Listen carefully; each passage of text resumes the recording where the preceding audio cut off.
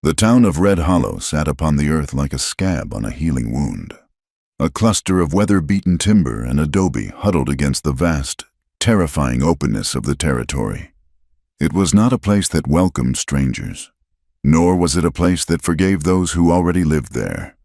To the north, the distant blue mountains rose up like the jagged teeth of a saw, promising a coolness that never seemed to reach the valley floor.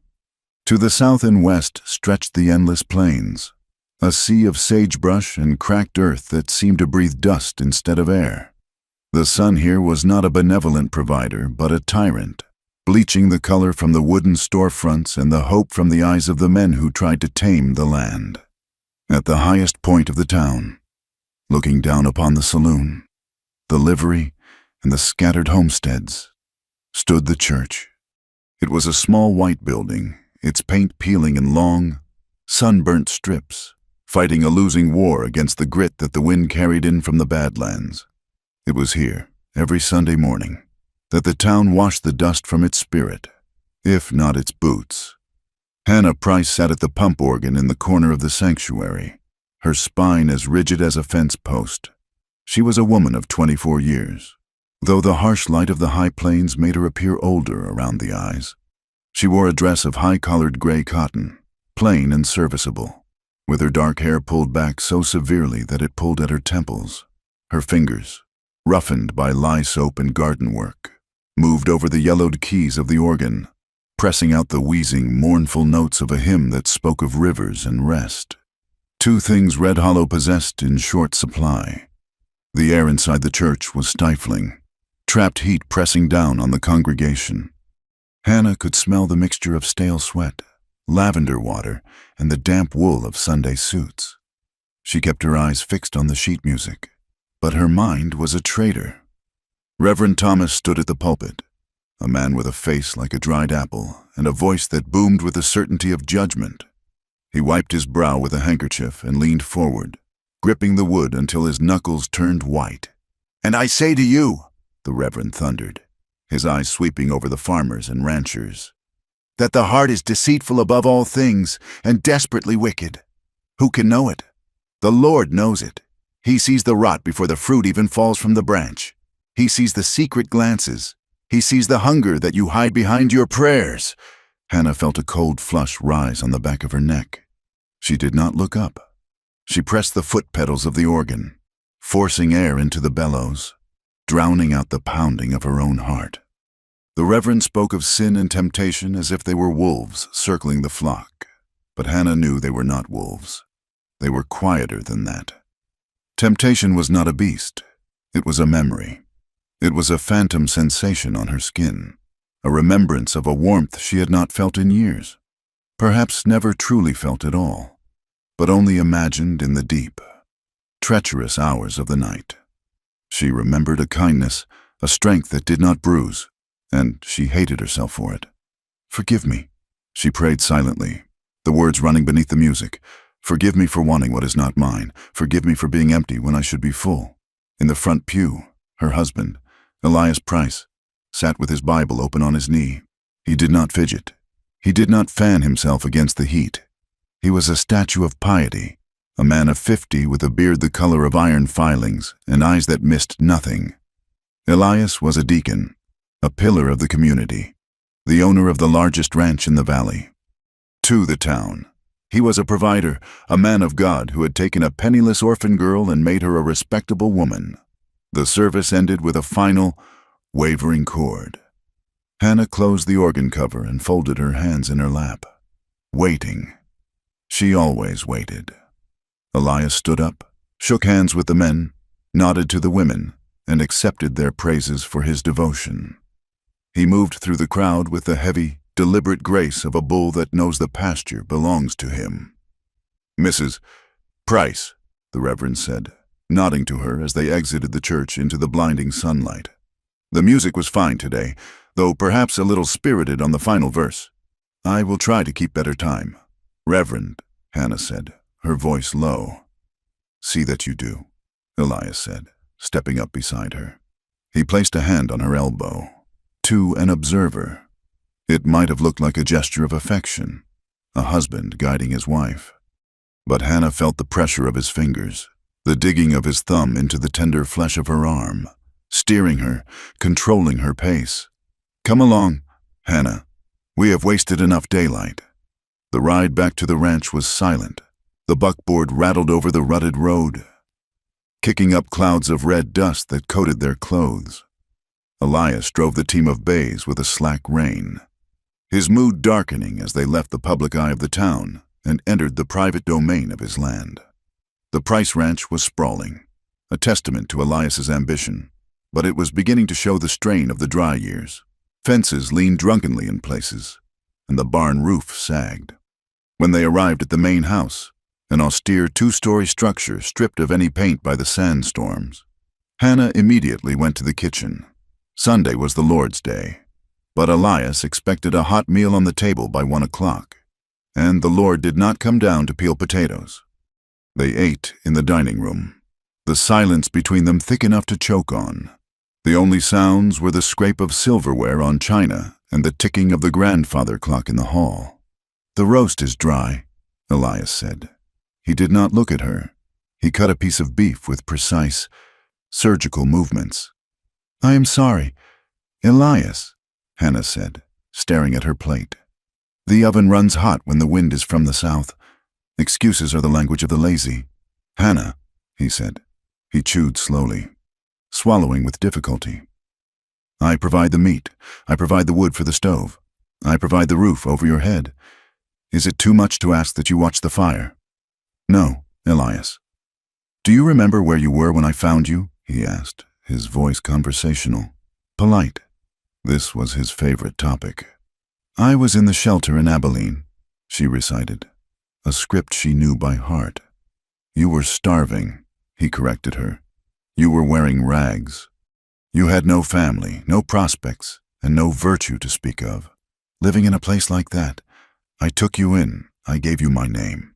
I made you decent." "Yes, Elias, I know." "Then show some gratitude," he snapped, the veneer of politeness cracking for a second. "Stop dreaming while you work. I see you, Hannah. I see you staring out the window at nothing. An idle mind is the devil's workshop." Hannah did not answer. She cleared the table, her hands shaking slightly. When the dishes were washed and put away, and Elias had retired to his study to read his ledger books, his other Bible, Hannah walked softly up the stairs to the second floor.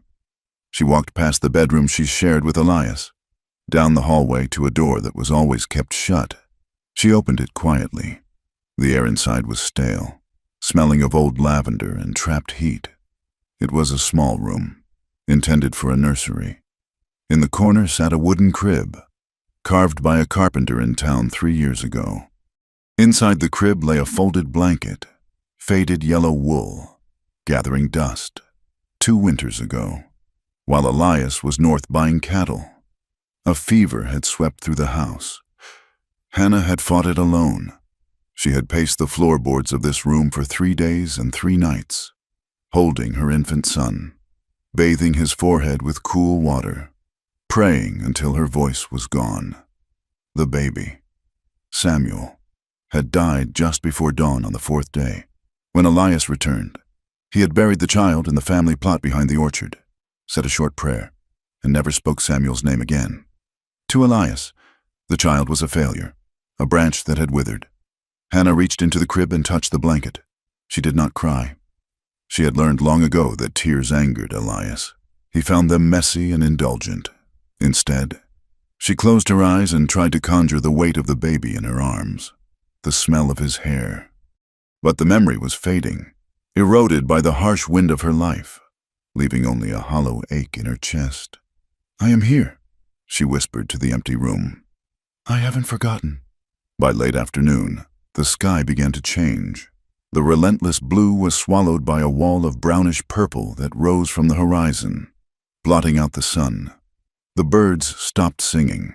The wind, which had been a constant nag all day, suddenly dropped, leaving a vacuum of terrifying silence.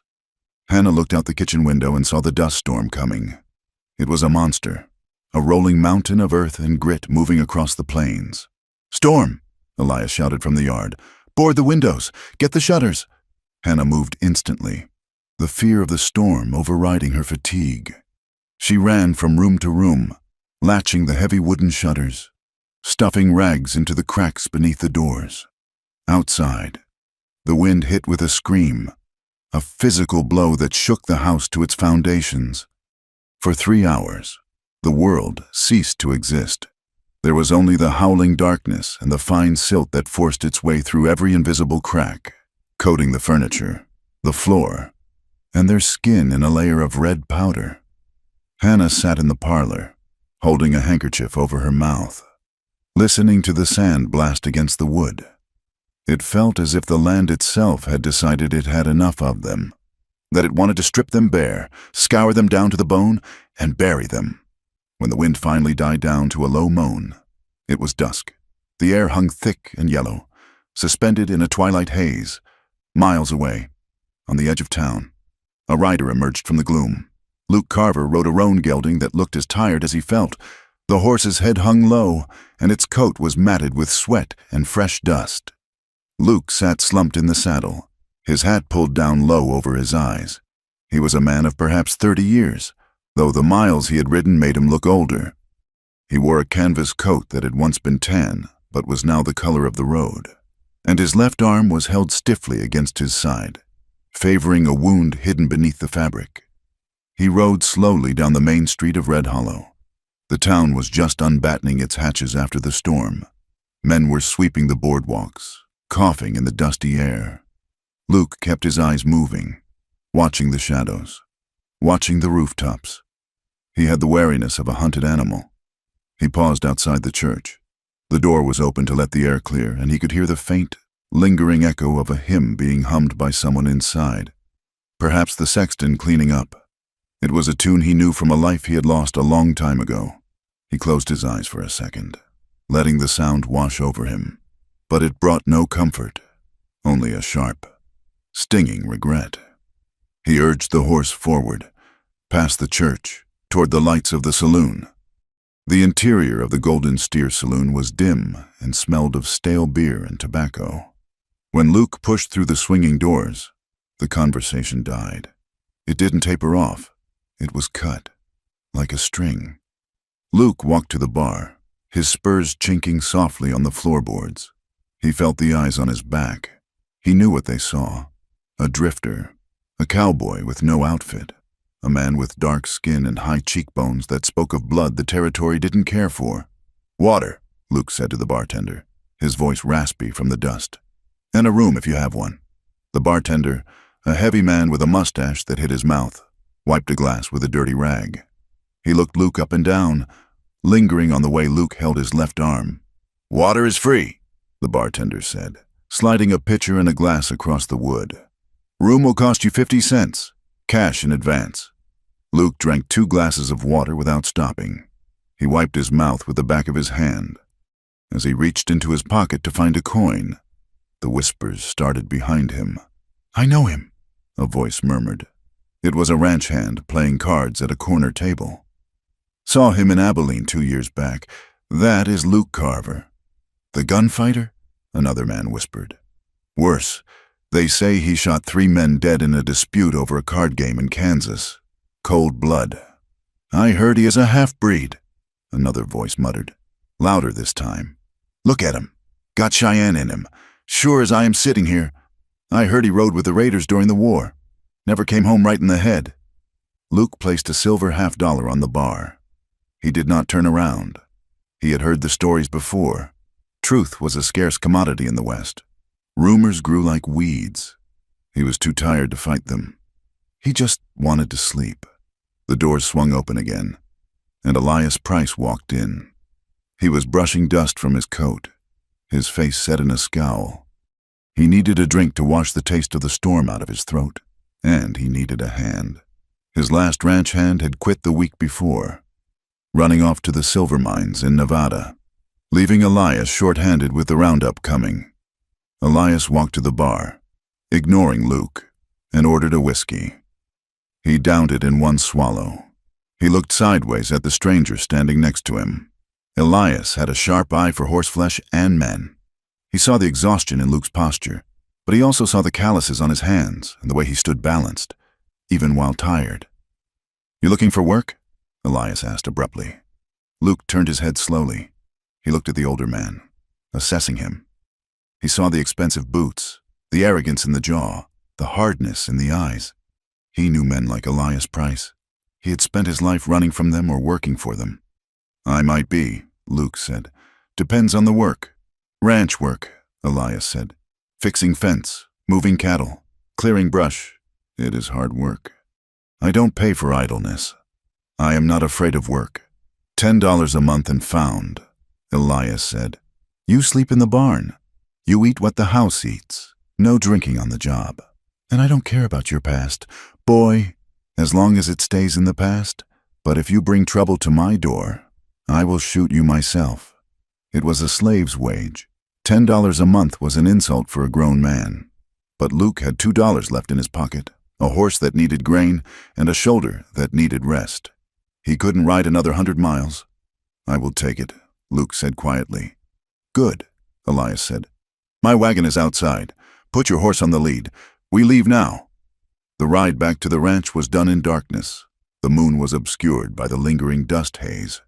When they pulled into the yard, the house was dark, save for a single lantern burning in the kitchen window.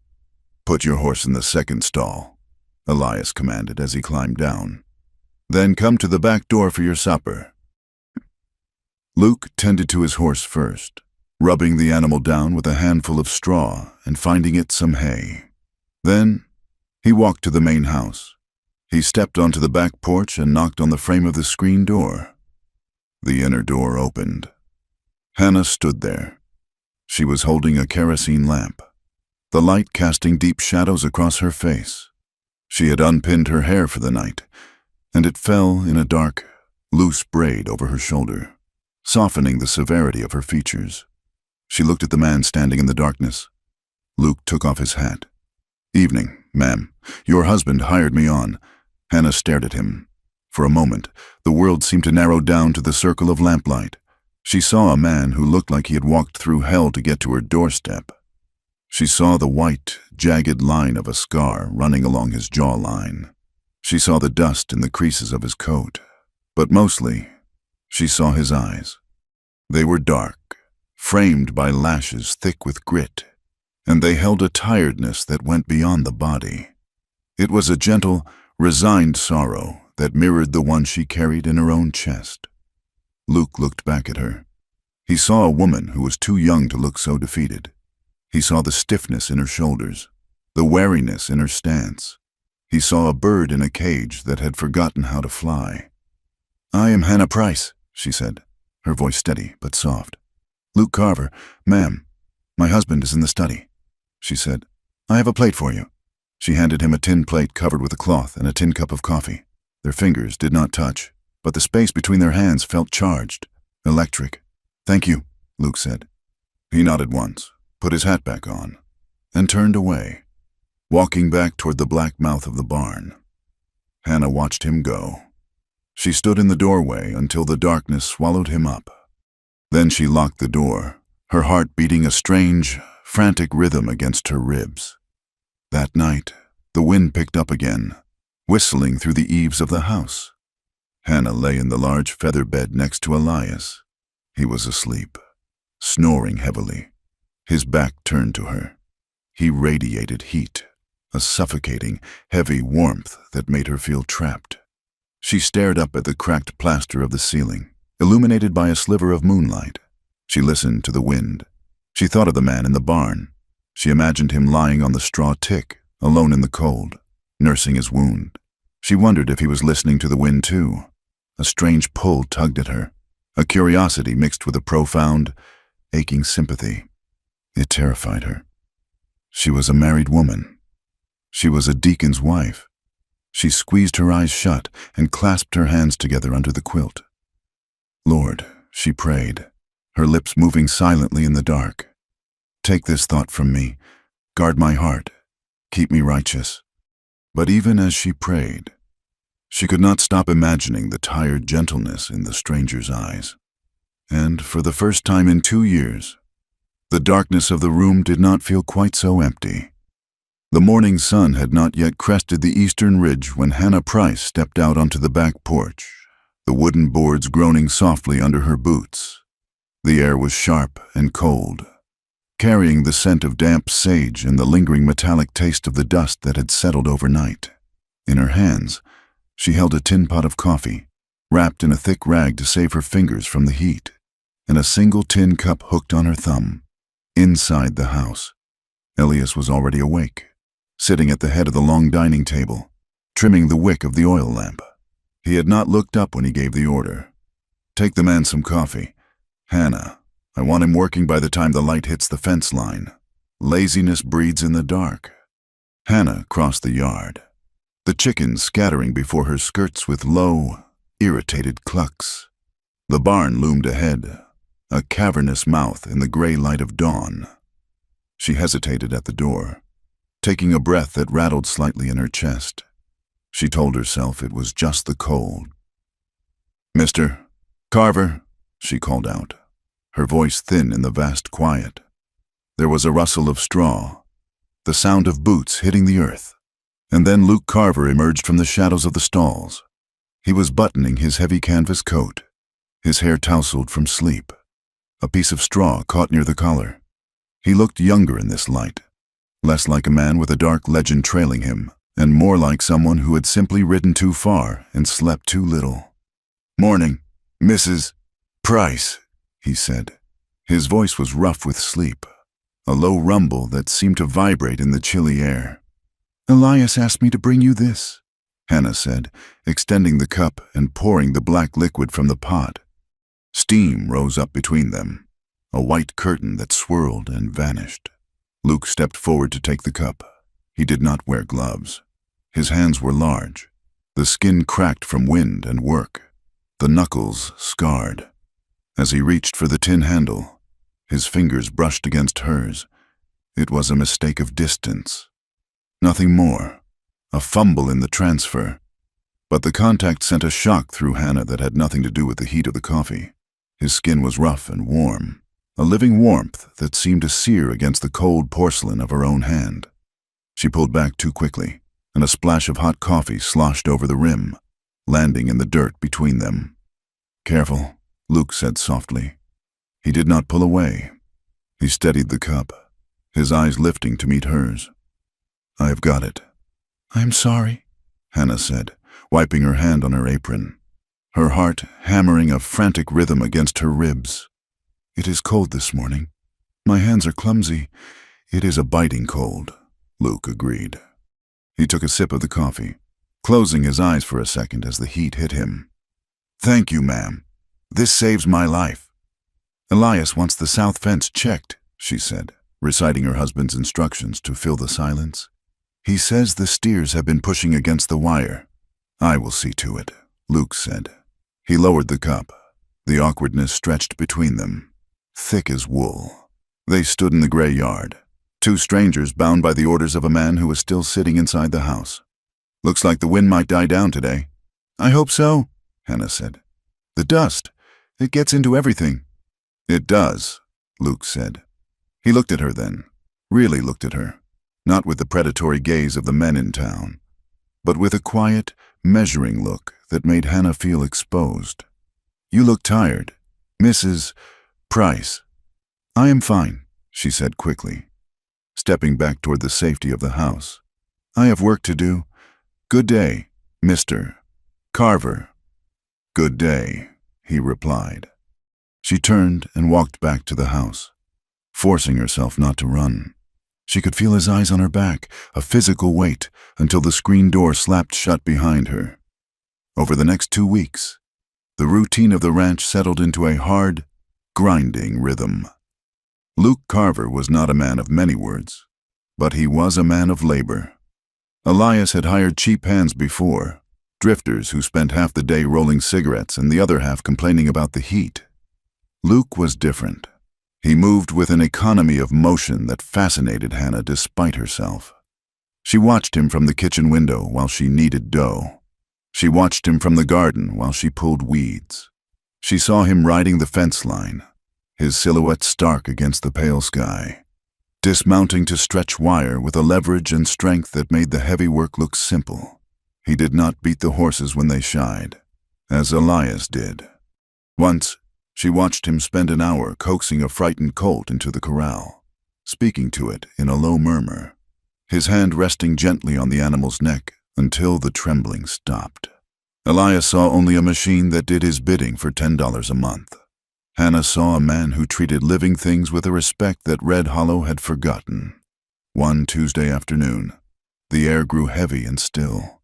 The sky, which had been a relentless, blinding white all morning, began to bruise in the west. Deep indigo clouds piled atop one another, building a cathedral of storm that blocked out the sun. Hannah was 2 miles from the house, near the dry creek bed, gathering sage and wild onions. Elias had complained the stew was flavorless, and she was determined to find something green in this parched land to appease him. She had walked further than she intended, lost in the rare solitude. The first crack of thunder sounded like a cannon shot, rolling across the plains and shaking the ground beneath her feet. Hannah looked up, startled. The blue mountains had vanished. A curtain of gray rain was sweeping across the valley floor, moving faster than a horse at full gallop. She gathered her skirts and turned toward the ranch house, but she saw the rider cutting across the pasture toward her before she had taken 10 steps. It was Luke. He was riding hard, leaning low over the neck of the roan. He pulled the horse up beside her in a spray of gravel. "Mrs. Price!" he shouted over the rising wind. "You need to seek cover. It is coming down hard."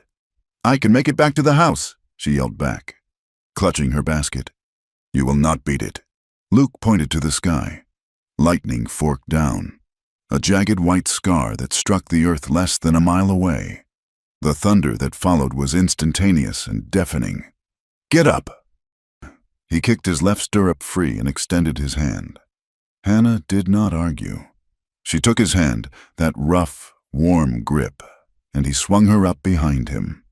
She wrapped her arms around his waist, pressing her face against the canvas of his coat as the horse lunged forward. They did not head for the house. Luke turned the horse toward a cluster of limestone rocks that jutted out of the creek bank. As they rode, the heavens opened. It was not just rain, it was a deluge. Freezing water hammered down, soaking through Hannah's dress in seconds. Then came the hail, stones the size of robin's eggs bouncing off the ground and stinging their skin. Luke slid off the horse and pulled Hannah down. He dragged her under a deep overhang in the limestone, a shallow cave carved by centuries of water. He slapped the horse on the rump, sending it trotting toward the shelter of a scrub oak thicket, then ducked under the rock ledge beside her. The space was cramped, barely high enough to stand in and narrow as a coffin. Hannah pressed her back against the cold stone, shivering violently. Her dress was plastered to her skin, and her teeth chattered so hard her jaw ached. The lightning flashed again, illuminating the terror in her eyes. She hated storms. She hated the noise, the violence, the way it made her feel small and helpless. Luke saw her shaking. Without a word, he unbuttoned his heavy canvas coat and shrugged it off. "No," Hannah stammered. "You will freeze. I am used to the cold," he said. He stepped in close to her. There was nowhere else to go. He draped the heavy coat around her shoulders, pulling it tight. The coat was warm from his body, and it smelled of tobacco, horse sweat, and rain. "It is still not enough," he muttered, seeing that she was still trembling uncontrollably. He hesitated for a heartbeat, his jaw tightening. Then he moved. He put his arms around her, over the coat, and pulled her against him. Hannah gasped, her hands coming up to rest flat against his chest. "Mr. Carver." "Hush," he said, his voice low and near her ear. "It is just for warmth, Hannah, just until it passes." He used her given name. It sounded like a secret in the small, dark space. They stood there, pressed together while the world outside dissolved into chaos. The hail clattered against the rocks like 1,000 stones thrown by angry ghosts. The thunder shook the ground, vibrating up through the soles of their boots. But in the shelter, there was a different kind of storm. Hannah could feel the steady, heavy thud of Luke's heart beneath her palms. She could feel the heat radiating from his chest, seeping through her wet clothes, warming her blood. He was solid. He was an anchor. Elias held her like a possession, with a grip that demanded. Luke held her like something precious that might break, his arms strong but careful. She looked up. His face was inches from hers. Water dripped from the brim of his hat. His eyes were dark and unreadable, focused intently on her face. She saw a flicker of something in them, a hunger, a recognition that mirrored the ache opening up inside her own chest.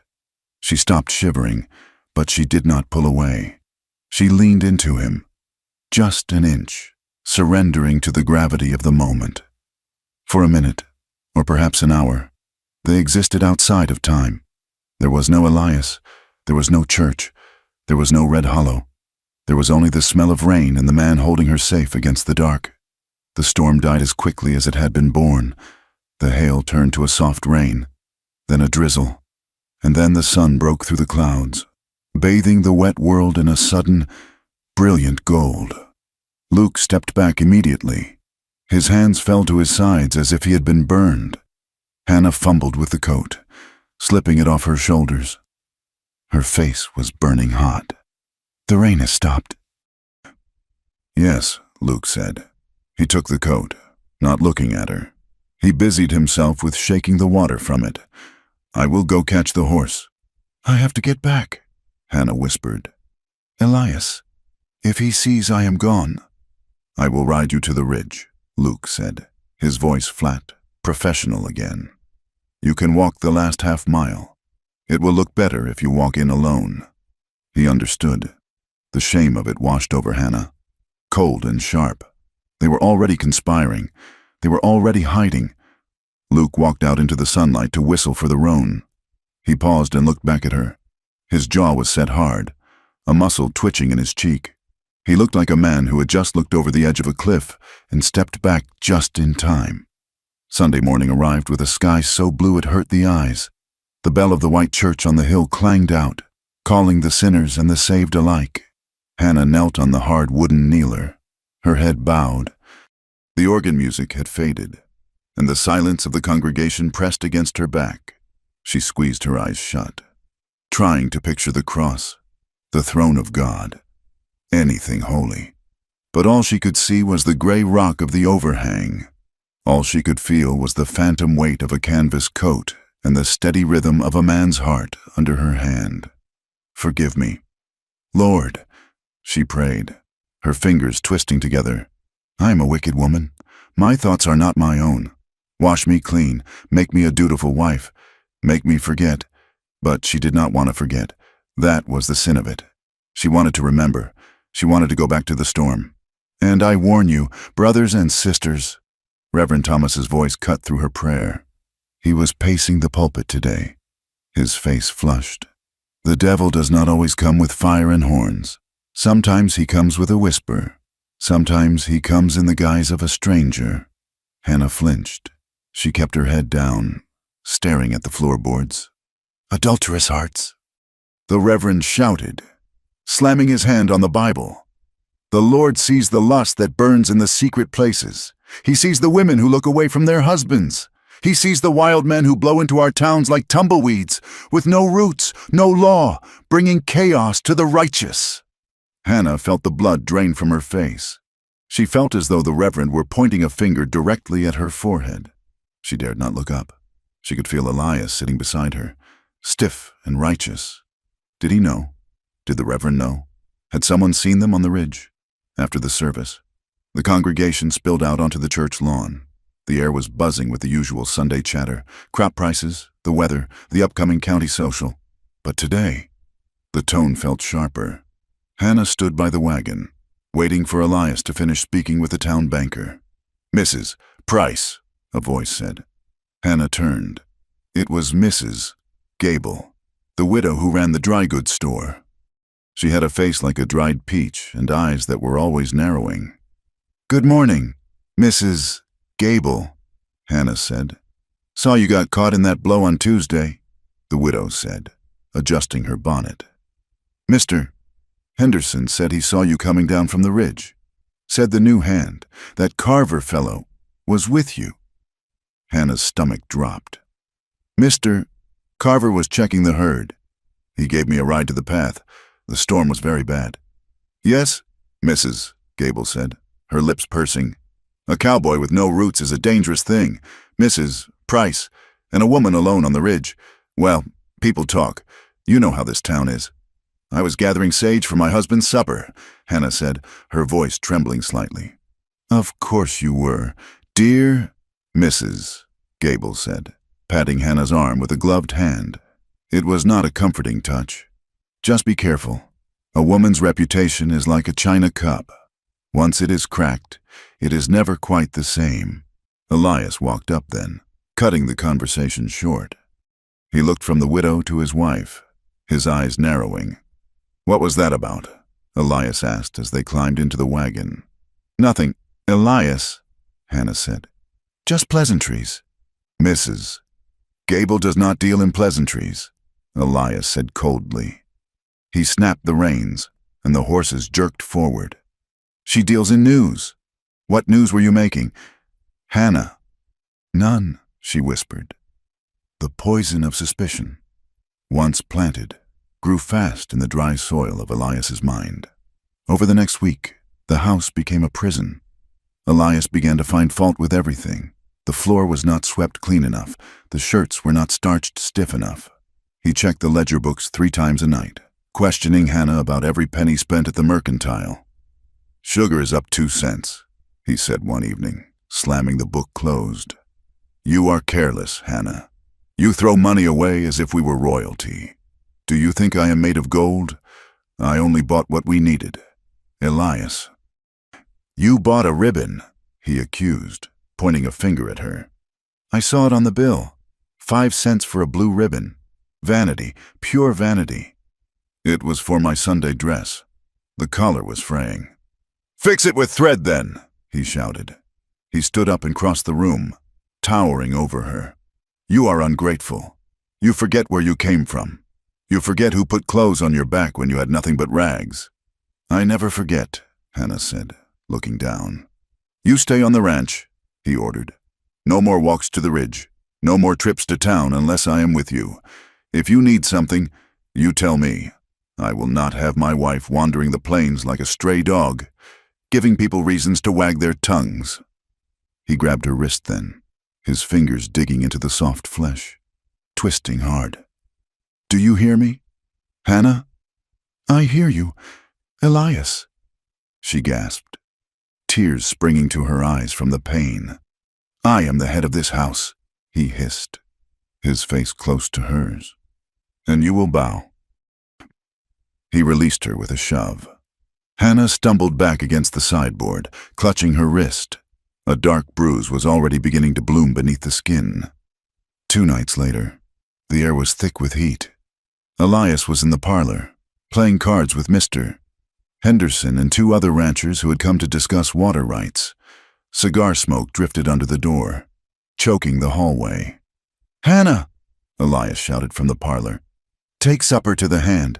I don't want him coming to the house tonight. We are discussing business. Hannah filled a plate with beans and cornbread. She wrapped it in a cloth and lit a lantern. She walked out into the night, grateful for the excuse to leave the house, to escape the sound of Elias's laughter and the smell of his cigars. The barn was quiet, smelling of sweet hay and horses. Luke was sitting on an overturned crate near the tack room, mending a bridle by the light of his own lantern. He looked up when she entered. Supper, Hannah said softly, setting the plate down on the barrel. Luke stood up. He took off his hat. Thank you, ma'am. He stepped into the circle of light. He looked at her, searching her face as he always did now. He saw the tension around her mouth, the way she held her left arm close to her body. Is he treating you right? Luke asked. The question hung in the air, heavy and dangerous. He is my husband, Hannah said automatically. That is not what I asked. Hannah reached out to adjust the wick of her lantern, her hands shaking. As she moved, her sleeve slipped up slightly, revealing the ugly purple bruise that circled her wrist like a manacle. Luke's hand shot out. He caught her hand, gently, so gently, and pulled it toward the light. Hannah froze. She tried to pull back, but he held her fast. Luke stared at the bruise. His face went hard, a mask of cold fury. His thumb brushed over the dark mark, light as a feather, a touch that was both an examination and a caress. "He did this," Luke said. It was not a question. I was clumsy." Hannah lied, her voice breaking. "I fell." "You did not fall," Luke said. He looked up, his eyes locking onto hers. The anger in them was terrifying, but beneath it was a tenderness that shattered her defense. "Hannah, you do not have to live like this." He was still holding her hand. His thumb stroked the inside of her wrist, right over her pulse, which was beating like a trapped bird. The touch was electric. It was the same heat she had felt in the storm, but now it was deliberate. He was offering her his strength. He was offering her a way out of the cold. For a moment, Hannah stopped breathing. She felt safe. She felt seen. For the first time in her life, a man was touching her not to take, but to heal. Then the terror crashed in. This was sin. This was the adultery the preacher screamed about. This was the danger Mrs. Gable whispered about. If she stayed 1 second longer, she would fall. She would fall into him, and she would never want to climb out. "I can't," she whispered. She yanked her hand away, scrambling backward. "Hannah, wait," Luke said, taking a step toward her. "No," she gasped. "Do not touch me. I am a married woman." She turned and ran. She ran out of the barn, across the dark yard, her skirts tangling around her legs. She ran back to the house where her husband sat playing cards, back to the prison she had promised before God to stay in. That night, Elias came to bed late, smelling of whiskey and tobacco. He climbed in beside her and fell asleep instantly. Hannah lay awake, staring into the dark. She was crying, silent, hot tears that soaked into the pillow. She clasped her hands together until her knuckles ached. "Forgive me," she prayed. "Oh God, please, take this away, make me clean." But when she closed her eyes, she did not see the face of God. She saw Luke's eyes in the lantern light. She felt the ghost of his thumb on her wrist, a brand of fire that burned hotter than her shame. She prayed for forgiveness, but every beat of her heart was a betrayal, crying out for the cowboy in the barn. The rain did not come. For 3 weeks, the sky remained a relentless, expansive sheet of pale blue iron, hammered flat by a sun that seemed to have forgotten the concept of mercy. The clouds that occasionally drifted over the jagged spine of the mountains were high and thin, teasing the valley with the promise of moisture before disintegrating into nothingness. The earth of Red Hollow, already parched, began to crack open like a dry lip. The grass turned the color of old straw, snapping underfoot, and the dust became a living thing. It rose in stifling plumes with every step of a horse, every roll of a wagon wheel, coating the insides of mouths and the linings of lungs with a gritty, metallic taste. The water in the Price well dropped by 2 feet, then 3. The bucket came up scraping mud, bringing with it a smell of ancient, wet earth that had not seen the light of day since the beginning of the world. Tension in the town pulled tight as a fiddle string. Men stood on their porches, squinting at the horizon, chewing on tobacco and worry. Cattle began to grow thin, their ribs pressing against their hides like the staves of a barrel. Every day that passed without rain was a coin removed from a dwindling purse, and the fear of ruin made men sharp and women silent. On the Price Ranch, the work doubled, and the burden of it fell squarely on the shoulders of Luke Carver. Elias Price was a man who believed that hardship was a test from the Almighty, a test that could be passed through the labor of others. He sat in the shade of the porch, fanning himself with a ledger, barking orders while Luke worked under the anvil of the sun. Luke rode farther out each day, searching for pockets of grazing land that had not yet been scorched. He spent hours hauling water from a distant creek that was slowly turning into a series of muddy puddles. The thirsty cattle, driven by instinct and desperation, pushed against the barbed wire fences, tearing posts from the dry ground in their search for water. Luke mended them, his hands bleeding from the barbs, his shirt stained dark with sweat that dried into white salt rings within minutes. Hannah could not sit inside the stifling house and watch him break. Against Elias's sharp objections, she began to carry water out to the fields. "It is not work for a woman," Elias had grumbled, stirring his coffee. "You will swoon, and I will have to nurse you." "I will not swoon, Elias," she had replied, her voice quiet but firm. "And the men need water." She walked the mile to the south pasture, carrying a heavy tin pail. She watched Luke working on a section of fence, wrestling a cedar post into the rock-hard earth. He stopped when he saw her, wiping his forehead with his forearm. "You should not be out here, ma'am," he said, his voice raspy. "It is 100 degrees in the shade, and there is no shade." "You are drinking," Hannah said, pouring a ladle of water into a cup. And that is the end of the discussion. He drank, his throat working as he swallowed the tepid water. He looked at her over the rim of the cup, his eyes red-rimmed from the dust, but filled with a gratitude that made her knees feel weak. They stood there for a moment in the shimmering heat, surrounded by the smell of sage and hot wire, united by the simple, brutal reality of survival. One Thursday, Elias rode into town to negotiate with the banker about a loan for feed. The ranch was silent, save for the dry rustle of the wind. Just past noon, Luke rode into the yard, his horse lathered. He did not dismount. He looked toward the house, and when Hannah stepped out onto the porch, he spoke quickly. "There is a calf down in the horrors," he said, referring to a patch of rough, scrub-choked land 3 miles to the west. "It is stuck in a dry wash. The mother is distressed. I need an extra pair of hands to get it out." "I will come," Hannah said instantly. She grabbed her bonnet and a canteen. She did not bother to saddle her mare.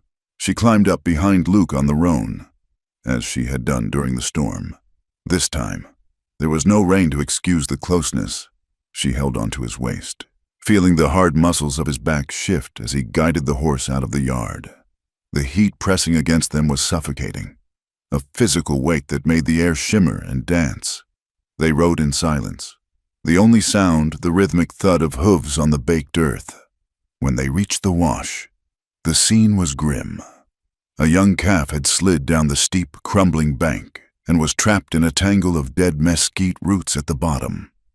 The mother cow paced the rim, lowing softly, her tongue lolling out from thirst. Luke slid down the bank, his boots kicking up clouds of dust. "Stay up there, Hannah," he called. "I will try to lift him." But the calf was heavy, a dead weight of exhaustion and fear. Luke struggled to free its legs from the roots, grunting with exertion. He slipped in the loose shale, going down on one knee. Hannah did not listen. She scrambled down the bank, her skirts catching on the thorns. "I am helping," she said, breathless. "Hannah, no," Luke gasped, sweat dripping from his nose. "Grab the head," she ordered, taking hold of the calf's hindquarters. "On 3, 1, 2, 3. Together, they heaved. The calf bleated and thrashed. The heat in the bottom of the wash was intense, reflected off the white rocks like an oven. Hannah pushed with everything she had, her boots sliding in the dirt. They managed to wrestle the animal free of the roots and push it up the slope, where it scrambled over the rim to its mother. But as the calf cleared the edge, the world suddenly tilted for Hannah. Black spots danced in her vision. The roar of the blood in her ears drowned out the lowing of the cow. The heat seemed to reach inside her chest and squeeze her heart. She swayed, her knees buckling. "Hannah!" Luke's voice sounded far away. She felt strong arms catch her before she hit the ground. The rough texture of his shirt scraped against her cheek. She was being lifted, carried. She came back to herself sitting in the shade of a twisted juniper tree, a wet handkerchief being pressed to her forehead. Luke was kneeling in front of her, his face pale beneath his tan, his eyes wide with fear. "Breathe," he commanded gently. "Drink this." He held the canteen to her lips. Hannah coughed as the water hit her throat, but she drank. The coolness spread through her chest, clearing the fog. She looked at Luke. He was close, So close she could see the flecks of gold in his dark eyes and the small scar that cut through his eyebrow. "I am sorry," she whispered, shame washing over her. "I am weak."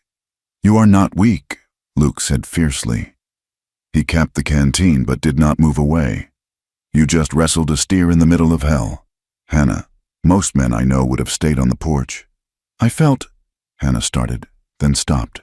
She leaned her head back against the rough bark of the tree. The silence of the plains stretched out around them, vast and indifferent. "I felt like I was drowning." "It is the heat," Luke said. "No," Hannah said. The word fell out of her mouth before she could stop it. The dam that she had built so carefully for 3 years, the wall of silence and prayer and duty, suddenly developed a hairline crack. "It is not the heat, it is everything." She looked at him, her eyes filling with tears that she was too dehydrated to shed. "I am trapped, Luke," she confessed, her voice a halting whisper. "I live in a house that feels like a tomb. Elias, he took me in when I was starving, and I owe him my life, but he makes sure I pay for it every day. He looks at me and sees a ledger entry. He sees a possession." Luke went still. He listened with an intensity that pulled the words out of her. "I had a son," she said, her voice breaking. "Samuel. He was small, and he had eyes like Elias, but he had my laugh. He died 2 winters ago. Elias was away. I held him while he burned up with fever, and I prayed until my throat bled, but God did not answer. And when Elias came home, he never spoke of him. He packed the crib away and told me to get back to work. It was as if Samuel never existed." She choked on a sob. "I dream of him every night. And every morning I wake up and I'm alone in that house. Even when Elias is sleeping beside me." She covered her face with her hands, her shoulders shaking. She expected Luke to look away, to offer an awkward platitude, to remind her of her duty.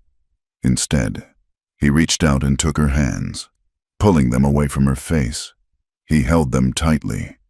"My mother was Cheyenne," Luke said.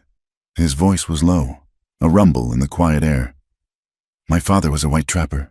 They loved each other, but love does not stop a bullet." Hannah looked at him, stunned into silence by the sudden revelation. "Men like Elias," Luke continued, his gaze drifting to the horizon. "They came with papers and laws that said the land belonged to them. They said my mother's people were savages. They said my father was a traitor for loving her. They burned our cabin when I was 16. I watched them do it. Luke, I had a sister," he said. "Little Star. She was 12. One of the men. He tried to take her. I shot him. I shot 3 of them. I did not do it for money or for cards. Like the stories say, I did it because they were hurting her. But she died anyway. The smoke. She never made it out of the cabin." He looked back at Hannah. His eyes were open wounds, exposing a pain that mirrored her own. "I ran," he said. "I have been running for 10 years. They call me a killer. They say I have blood on my hands. And I do. But I would spill it again to save her. I have never had justice. Hannah, I have only had the road." The space between them seemed to collapse. The shared grief was a physical thing, a tether binding them together in the dust. Hannah looked at this man, this dangerous drifter, and saw a soul that had been broken and put back together with scar tissue, just like hers. "We are both ghosts," Hannah whispered, "wandering in the desert."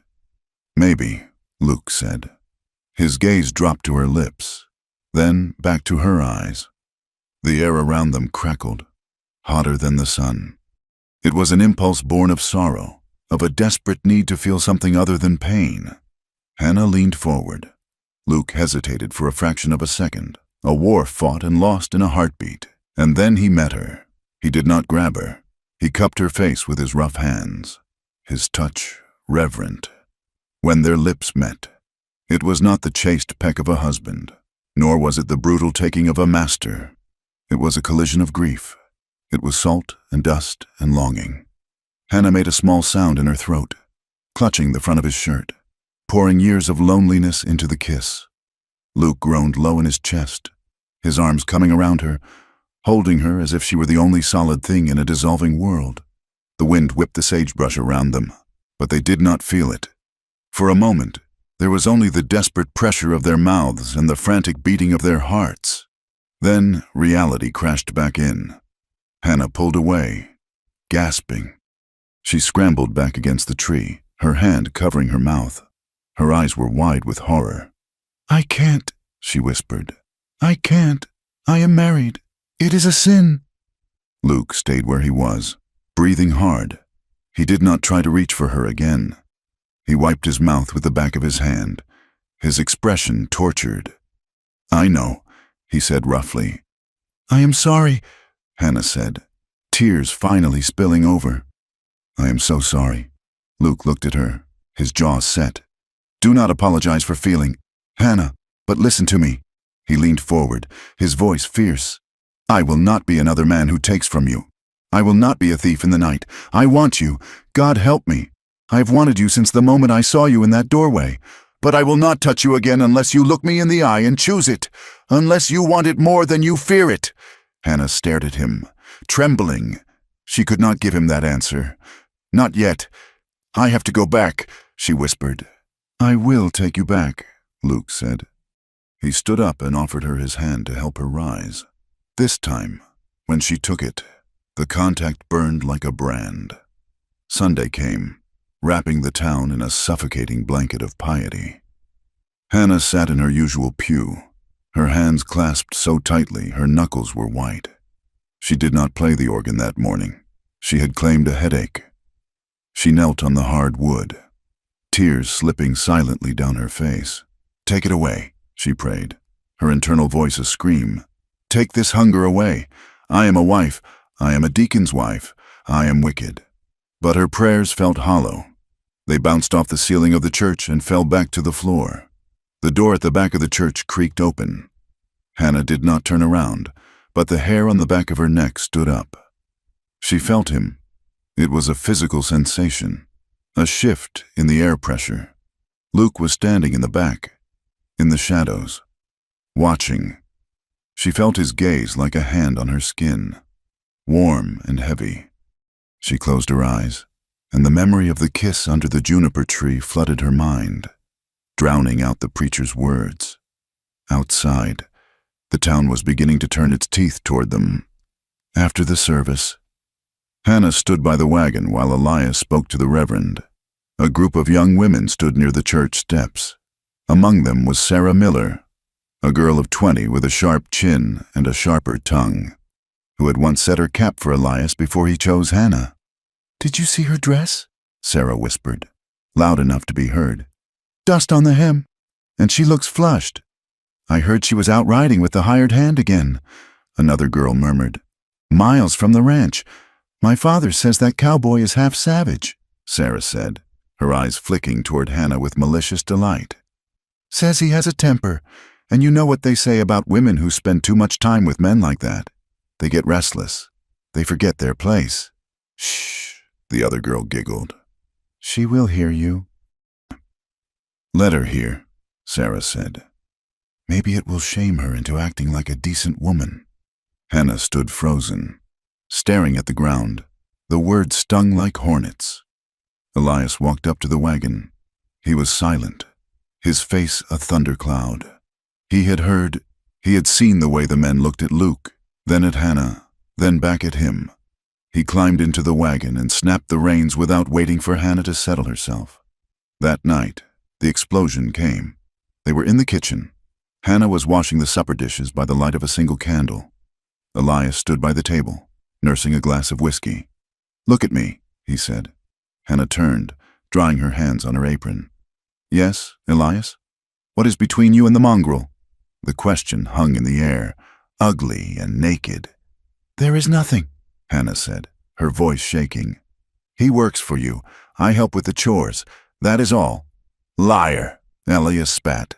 He crossed the room in 2 strides. "Do you think I am deaf? Do you think I am blind? The whole town is laughing at me. Laughing at Elias Price because his wife is making eyes at a half-breed killer." "I have done nothing wrong," Hannah cried. "I have only worked. I have tried to save your cattle while you sit in town." "Do not speak to me of work," Elias roared.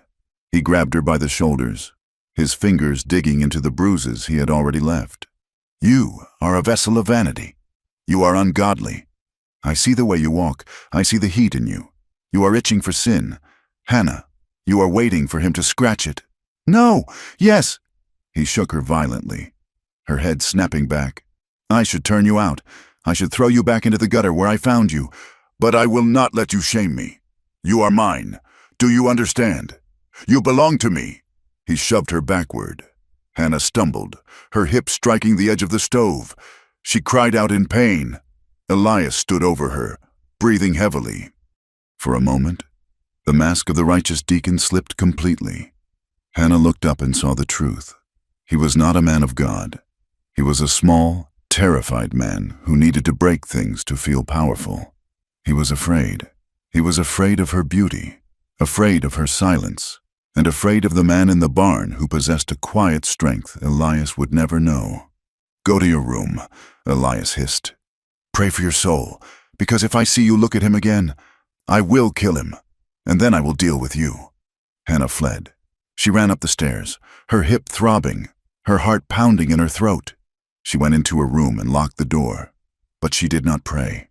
She stood by the window, looking out at the darkness. The moon was a thin sliver.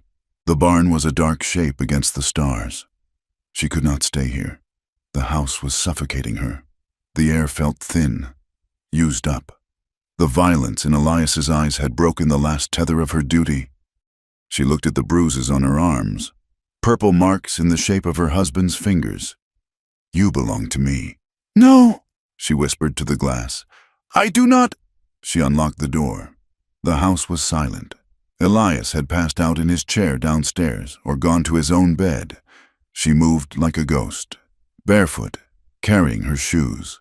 She slipped down the back stairs and out the kitchen door. The night air was cool, but her skin was burning. She did not run this time. She walked with a terrifying clarity. She walked across the dust of the yard, past the chicken coop, straight to the barn. She pushed the door open. Inside, the lantern was low. Luke was not asleep. He was sitting on a bale of hay, whittling a piece of wood, his face set in grim lines. He looked up as the door creaked. He saw her standing there in her nightdress, a shawl thrown hastily over her shoulders. He saw the tears on her face. He saw the way she held her side where she had struck the stove. He stood up slowly, the knife dropping from his hand into the straw. "Hannah," he said. It was a question and a prayer. Hannah let out a sob that tore from the bottom of her lungs. She stumbled forward. "I can't," she wept. "I can't do it anymore." Luke met her in the middle of the barn floor. He did not hesitate this time. He caught her as she collapsed, his arms wrapping around her with a ferocity that matched her own. "I have you," he murmured into her hair, pulling her tight against his chest. "I have you." Hannah clung to him. She buried her face in the rough cotton of his shirt, smelling the hay and the leather and the man. She felt the solid, undeniable reality of him. He was not a dream. He was not a phantom. "He hurt you," Luke growled, feeling her flinch when he touched her shoulder. His hands moved over her back, trembling with suppressed rage. "It does not matter," Hannah whispered, lifting her face to his. "Make it stop. Luke, please, make the loneliness stop." Luke looked down at her. The conflict in his eyes vanished, replaced by a raw, naked honesty. He lifted his hand to cup her jaw, his thumb brushing away a tear. "Hannah," he whispered. He kissed her. It was not like the kiss under the tree. That had been an accident. This was a choice. It was deep and slow and terrifyingly real. Hannah opened to him, her hands tangling in his dark hair, pulling him closer, needing to be as close as two people could be. The walls she had built for years, the walls of piety, of fear, of obedience, crumbled into dust. Luke lifted her effortlessly, carrying her into the shadows of the tack room where he had made his bed. He laid her down on the blankets, his body covering hers, shielding her from the world outside. The lantern light flickered, casting long, dancing shadows on the walls as they clung to each other. Two shipwrecked souls finally finding shore. The scene faded into the soft, golden glow of the lantern, leaving only the sound of their breathing and the rustle of straw, marking the moment they crossed a line that could never be uncrossed. From that night on, a pattern was etched into the stone of their lives. Sunday mornings were for God. Hannah would kneel in the church, her face pale, praying fiercely for a forgiveness she wasn't sure she wanted. She would listen to the sermons about sin and hellfire, and she would weep for the woman she was supposed to be. But the nights belonged to the truth, when the house was dark and Elias slept the heavy sleep of the self-righteous. Hannah would slip out the back door. She would walk through the silent yard to the barn, where the lantern burned low, and there, in the arms of the cowboy with the killer's reputation, she would find the only tenderness she had ever known. She would fall into him, and for a few stolen hours, she would not be a possession or a disappointment. She would just be Hannah, and she was loved. Summer bled into autumn, but the heat did not break. It merely changed texture, shifting from the sharp, stinging burn of July to a heavy, suffocating blanket that lay over the valley of Red Hollow. For Hannah Price and Luke Carver, time became a strange, divided thing. By day, they were strangers who moved in the same orbit, bound by the rigid laws of the ranch and the watchful eye of Elias. They spoke only of work. Hannah would bring water to the corral, her eyes fixed on the dusty brim of Luke's hat, handing him the ladle with a stiff, formal courtesy. Luke would nod, wiping sweat from his brow, his voice flat as he discussed the condition of the fences or the dwindling water levels in the creek. To a casual observer, there was nothing between them but the necessary, clipped exchanges of a mistress of the house and a hired hand. But the nights were a different country. When the grandfather clock in the hall struck 11, and Elias's breathing deepened into the heavy, rattling snore of a man assured of his own righteousness, Hannah would rise. She moved through the house like a spirit, knowing which floorboards groaned and which door hinges needed to be lifted to keep silent. The barn was their sanctuary. In the dim light of the lantern, shielded by the high walls of the stalls, the pretense fell away. They did not just find physical release, though the hunger between them was a fierce, living thing that seemed to grow rather than diminish. They found a place to speak. They sat on blankets spread over the straw, Hannah leaning back against Luke's chest, his arms wrapped around her as if he could shield her from the world outside. They spoke in whispers, trading pieces of themselves that no one else had ever wanted. "I used to dream of the ocean," Hannah whispered one night, tracing the line of the scar on Luke's forearm. "My father had a picture book, great blue water that never ended. I thought if I could just get there, I would never be thirsty again." "I have seen it," Luke said softly, his chin resting on the top of her head. "In California, it is loud, louder than thunder, but it smells of salt, not dust. Take me there," she said, half joking, half desperate. "I would," Luke said, and the seriousness in his voice made her heart ache. "I would take you to Oregon. There are trees there, Hannah, pines so tall you cannot see the tops, and rivers that run cold all year long. A man can build a cabin and not see a soul for months if he chooses." "A cabin," she repeated, tasting the word. "With a garden? One that does not die in July." "A garden," Luke promised, "and a porch where you can sit and do nothing but watch the sun go down." It was a fantasy, fragile as spun glass, but it kept them alive. It gave Hannah the strength to endure Elias's cold criticisms at the breakfast table. It gave Luke the resolve to keep working under the brutal sun, fixing fences for a man he despised, just to stay close to the woman who had become his breath. But the land of Red Hollow did not care for lovers or their dreams. The land was turning cruel. October brought no rain, only a dry, howling wind that whipped the soil into blinding clouds. Dust devils, tall and malevolent, danced across the plains, tearing shingles from roofs and snapping young saplings. Then, in a freak turn of weather common to the high territory, a killing frost struck. It came in the night, a silent white death that settled over the valley. By morning, the last of the vegetable garden was black and withered, The few late crops the farmers had nursed along were gone. 2 days later, Elias rode out to the north pasture and found his prize bull dead. The animal, a massive Hereford that Elias had paid $300 for, lay on its side near a dry creek bed. It had not died of thirst. It had eaten loco weed, which had bloomed in the absence of good grass. Its bloated carcass was already covered in flies. Elias came back to the ranch in a black rage. He stormed into the kitchen, his face mottled with purple fury. "Dead!" he shouted, throwing his riding crop onto the table so hard it cracked the wood. $300 of beef, rotting in the sun.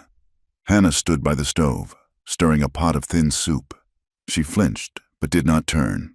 "I'm sorry, Elias. Sorry does not buy stock," he roared. He turned his eyes toward the window, looking out toward the barn where Luke was saddling a horse. "It is that hand, that mongrel. He should have seen the weed. He should have moved the herd." "Luke has been working 18 hours a day," Hannah said quietly, defending him before she could stop herself. "He cannot be everywhere at once." Elias spun on her. "You take his side? You defend incompetence?" "I defend the truth," Hannah said, her voice trembling. "The land is poisoning everything. Elias, it is not one man's fault." "It is bad blood," Elias spat. "He brings it with him. I have had nothing but misfortune since he rode onto this land. The frost, the drought, and now this. He is a curse." Elias's need for a scapegoat was insatiable. He could not blame God, for he believed himself to be God's favorite. So he had to blame the intruder. The tension on the ranch tightened, thick enough to choke on. But the threat was about to arrive from a different direction. 3 days after the bull died, 2 riders hitched their horses outside the Golden Steer Saloon. They wore long canvas dusters that did little to hide the heavy revolvers on their hips. They were hard-faced men, with eyes that constantly scanned the room, the look of men who hunted other men for a living. They ordered whiskey and stood at the bar, not drinking, just watching. One of them, a man with a gray mustache and a silver star pinned to his vest, unrolled a piece of paper and smoothed it out on the polished wood. Asking after a man, the deputy said to the bartender, "Goes by the name of Carver. Luke Carver. Sometimes uses the name Little Wolf." The bartender, wiping a glass, paused. He looked at the sketch on the paper. It was a poor likeness, rough and shadowed, but the description was clear. Mixed blood, scar on left jaw. Wanted for 3 counts of murder in the Kansas territory. "I don't know about any murders," the bartender said slowly, his eyes flicking to the men playing cards at the corner table. "But there is a fella named Carver working out at the Price Ranch. Been there a few months." The deputy nodded, rolling the poster back up. "Price Ranch, at the big spread east of town."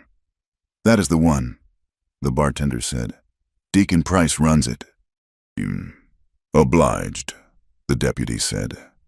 They finished their drinks and walked out, their spurs jingling with a sound that was less like music and more like chains. News traveled faster than wind in Red Hollow. By Sunday morning, the rumors had reached the pulpit. The church was full, the air stiflingly hot despite the season. Hannah sat in her pew, her hands folded in her lap, feeling a sick dread pooling in her stomach. She had seen the deputies in town on Saturday. She had seen the way people looked at her when she walked past the general store, not just with the usual judgment, but with a new, excited anticipation of disaster. Reverend Thomas stood before the congregation, his face grave. He did not look at Elias, but everyone knew who he was speaking to. "We live in dangerous times, brothers and sisters," the Reverend intoned, his voice booming off the rafters. "The wolf does not always come with bared teeth. Sometimes he comes in sheep's clothing. Sometimes he comes looking for work, looking for charity." Hannah stopped breathing. She felt Elias stiffen beside her. "Scripture tells us," the Reverend continued, "that if you invite the wicked into your home, you invite the wrath of the Almighty. We wonder why the rain does not fall. We wonder why the frost kills our crops. Perhaps we should look at who we are harboring in our midst. Perhaps we should look at the strangers who bring their blood-stained pasts into our godly town. Every word was a stone thrown directly at Luke. Hannah felt a flush of shame climb her neck, but beneath it, a sudden, hot spark of anger ignited. How could they? How could they judge a man they had never spoken to? They did not see him pull a calf from the mud. They did not see him share his water with a dying horse. They saw only a wanted poster and the color of his skin. She looked up, her eyes hard, meeting the Reverend's gaze. For a second, the preacher faltered, surprised by the defiance in the face of the deacon's wife. But Elias was not looking at the preacher. He was looking at his hands, his face settling into a mask of grim resolution. That afternoon, the confrontation came. Elias found Luke near the corral, where Luke was greasing the axles of the wagon. The two deputies had ridden out earlier that morning, asked their questions, and left with a promise to return with a warrant if the identity was confirmed. Elias stood by the fence, watching Luke work. "The law was here," Elias said. Luke did not stop working. He wiped grease from his hands with a rag. "I saw them. They say you killed 3 men in Kansas," Elias said. "They say you are wanted for murder." Luke stood up slowly. He turned to face Elias. He did not look like a man afraid. He looked like a man who had been expecting this day for 10 years. "I shot 3 men," Luke said steadily. "That part is true." "You admit it?" Elias asked, his voice rising. "You admit you are a killer?" "I admit I defended my sister," Luke said, his voice hard as iron. "They came into our home. They dragged her out. The law did nothing. I did what a brother does. If that makes me a killer, then I am one." "The law calls it murder," Elias said, "and I will not have a murderer under my roof. I will not have the town saying Elias Price harbors fugitives." "I have done your work," Luke said. "I have earned my keep." "Your work is done," Elias snapped. "I want you gone. The roundup finishes this week. You get your pay on Friday, and you ride out. If you are still on my land by sunset on Saturday, I will let the deputies take you.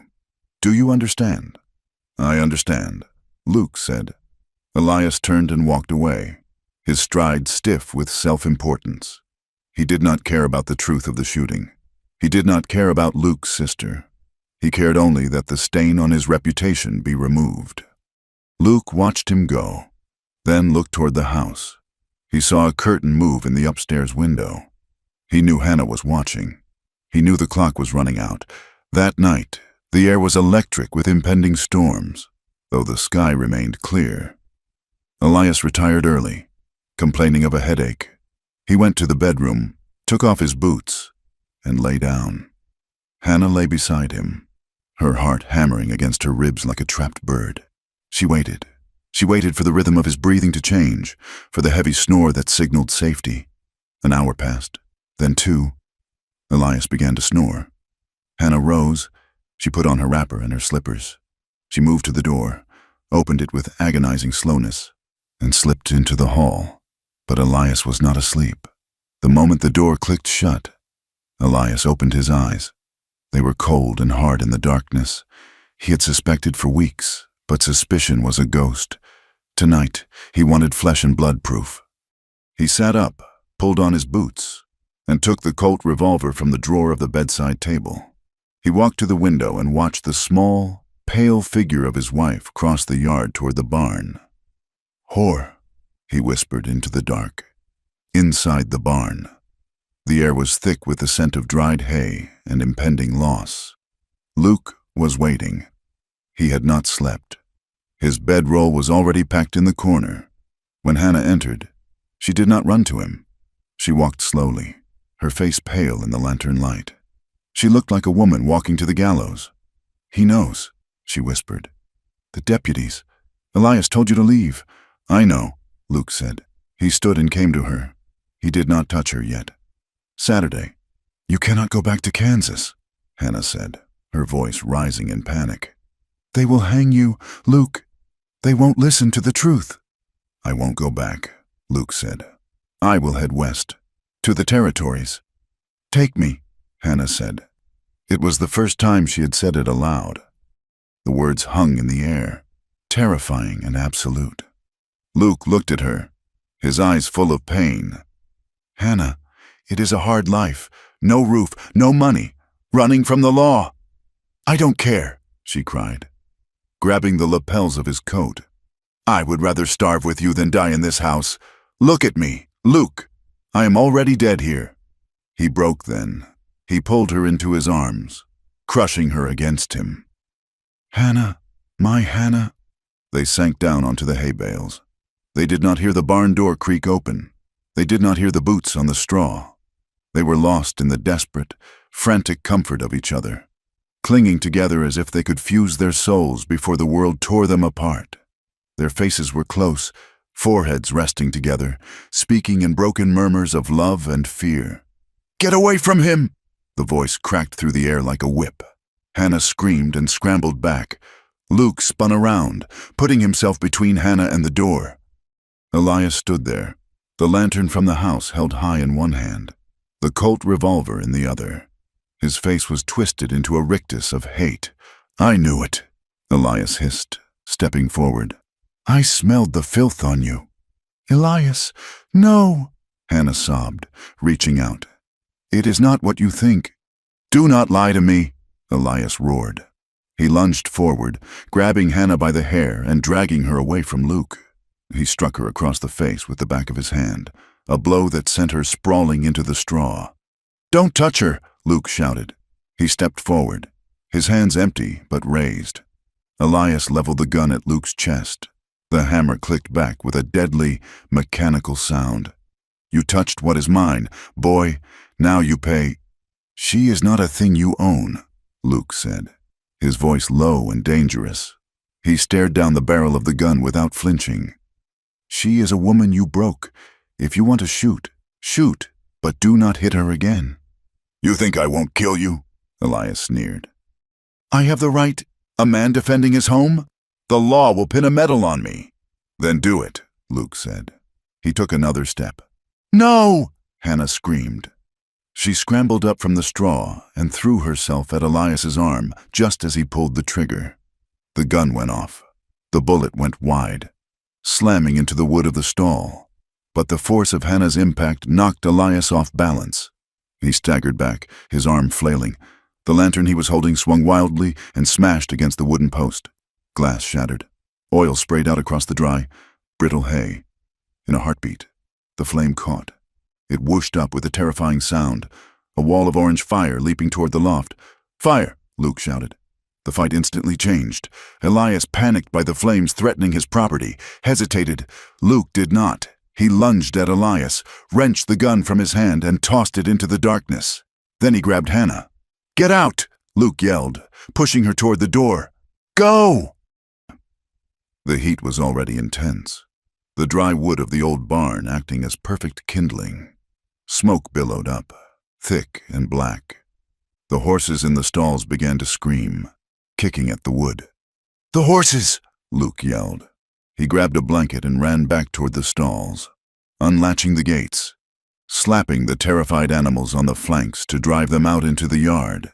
By the time Luke stumbled out into the night air, dragging Hannah with him, the barn was a torch. The flames rose 50 feet into the air, lighting up the valley like a second sun. The gunshot and the fire had acted as a beacon.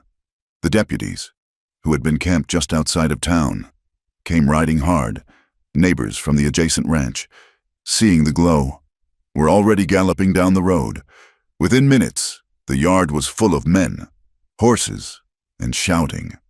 Elias stood near the water trough, his face blackened with soot, his chest heaving. He saw the deputies dismounting. He saw the crowd gathering. He saw his reputation crumbling in the ashes of his barn. He made his choice. He pointed a shaking finger at Luke, who was standing by Hannah, holding her up as she coughed in the smoke. "Arrest him!" Elias screamed. "He attacked me! He tried to burn us out!" The deputies drew their guns. "Hands up! Carver!" Luke looked at the guns, then at Hannah. She was clinging to his arm, sobbing, her face buried in his sleeve. He knew it was over. He gently peeled her fingers away from his coat. "It is all right," he whispered to her. "No," she moaned. "Tell them. "Luke, tell them the truth! That man is a killer!" Elias shouted to the crowd, his voice regaining its command. "I caught him attacking my wife. He forced himself on her in the barn. When I tried to stop him, he shot at me and started the fire. Look at her! Look at my poor wife!" The lie was absolute. It turned Hannah into a victim and Luke into a monster. "That is a lie!" Hannah screamed. She stepped forward, her hair wild, her dress torn. "He never hurt me. I love him. Do you hear me? I love him." The crowd went silent. The crackling of the fire was the only sound. Women in bonnets covered their mouths. Men looked at their boots. The shock was palpable. A woman, a deacon's wife, confessing love for a wanted man. A drifter, in front of God and everyone. Reverend Thomas stepped out of the crowd. He looked at Hannah with a mixture of pity and revulsion. "Mrs. Price," he said, his voice cutting through the smoke, "you are hysterical. You have been through a terrible ordeal. The shock has turned your mind." "I am not hysterical," Hannah cried. "Elias beat me. Luke saved me." "Hush now," a neighbor woman said, stepping forward to grab Hannah's arm. "Come away, dear.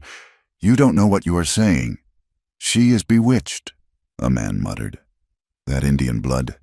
He put a spell on her." The deputies moved in. One of them holstered his gun and grabbed Luke's wrists, spinning him around. The cold click of handcuffs echoed in the yard. "Luke Carver," the deputy said, "you are under arrest for the murder of 3 men in Kansas and for the attempted murder of Elias Price." Luke did not fight. He looked at Hannah one last time. His eyes were sad and resigned. "Do not say any more. Hannah, they won't hear you." They dragged him away. They threw him onto a horse, tying his feet beneath the belly. Hannah tried to run after him, but Elias grabbed her. He clamped his hand over her mouth, his grip bruising. "Be silent," he hissed in her ear. "You have shamed me enough. You will not speak another word." The crowd watched as the deputies led Luke away into the darkness. They looked at Hannah, who was slumping in her husband's grip, weeping brokenly. The judgment in their eyes was heavy and absolute. They saw a fallen woman. They saw a home destroyed by sin. "The Lord gives and the Lord takes away," the Reverend said, looking at the burning barn. "Fire cleanses. Let us pray this evil has been purged." That night, the town jail was a small stone building at the end of Main Street. Luke sat in the single cell on a cot with no mattress. He leaned his head against the cold stone wall. He had nothing. His horse was gone. His freedom was gone. He would likely hang before the week was out. But strangely, he did not feel fear. He felt the phantom touch of Hannah's hand on his face. He heard her voice screaming, "I love him to the fire and the stars." It was the only truth that mattered. 3 miles away, in the blackened shell of the ranch house, Hannah was locked in her room. Elias had boarded the window from the outside, leaving only a small gap at the top. She pressed her forehead against the cool glass. She could still see the red glow of the embers where the barn had stood. The smell of smoke was everywhere, seeping into the curtains, into her hair, into her skin. The secret was dead. The silence was broken. She was a prisoner in her own home, branded a sinner by the town she lived in. But as she watched the dying fire, she realized something. The fear she had lived with for 3 years was gone. Elias could hurt her. The town could shun her, but they could not take away what had happened in the straw. They could not take away the fact that she had chosen love, even if it cost her everything. She sank to the floor, pulling her knees to her chest, and waited for the dawn. The parlor of the Price Ranch house smelled of stale smoke and righteous indignation. The charred skeleton of the barn was visible through the window, a blackened tooth in the jaw of the valley, sending up wisps of gray smoke that drifted like ghosts across the yard. Inside, the air was thick with the weight of men making decisions about the life of another. Elias Price sat in his high-backed leather chair, his knuckles white as he gripped the armrests. Across from him sat the 2 deputies, their dusters stained with the grime of the road, and Reverend Thomas, who held a teacup with the delicate precision of a man who believed he held the moral compass of the town.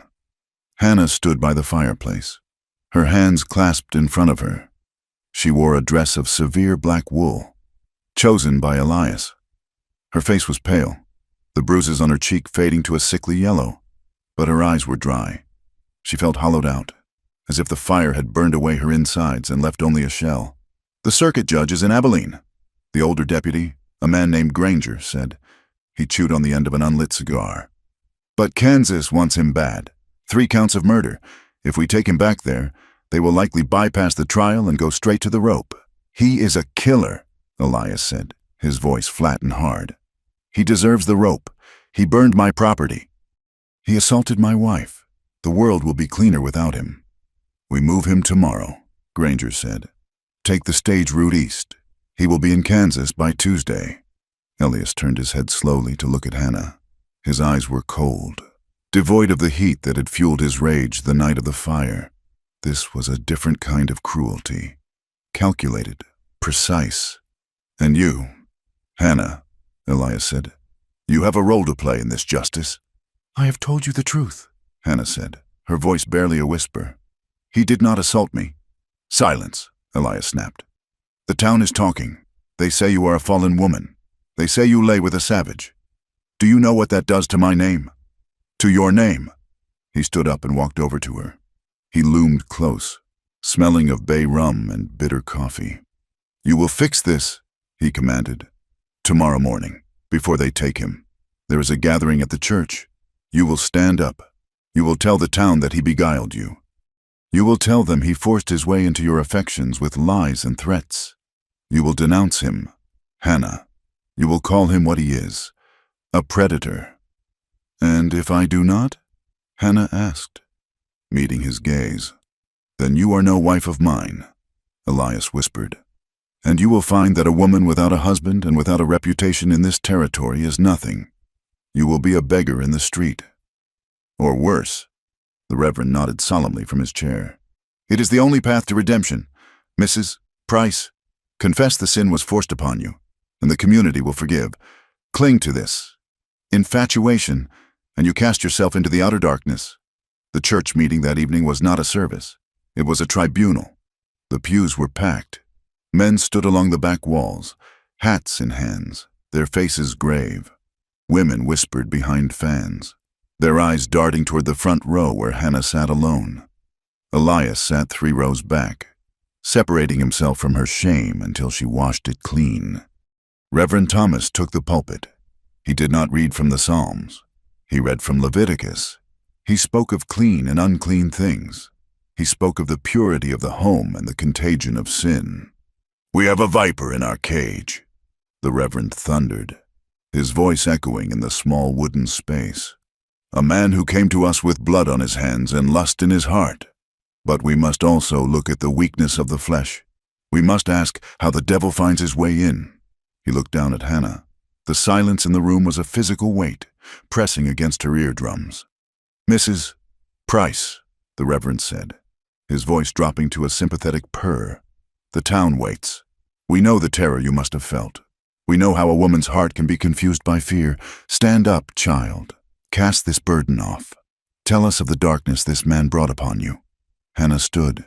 Her legs felt like water. She turned to face the congregation. She saw Mrs. Gable, eyes narrowed in judgment.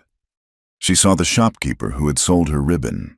She saw the faces of people she had known for 3 years, people she had prayed with, eaten with. Now, they looked at her as if she were a strange, broken thing that needed to be fixed or discarded. She opened her mouth to speak, to say the words Elias had drilled into her. "He seduced me. He lied. I am innocent." But the words would not come. Her throat closed up. She looked at the back of the church, at the heavy oak doors, and she remembered the feel of Luke's heart beating against her back in the storm. She remembered his thumb brushing the bruise on her wrist. Hannah stammered. "Speak up," Elias said from behind her. "I pray for peace."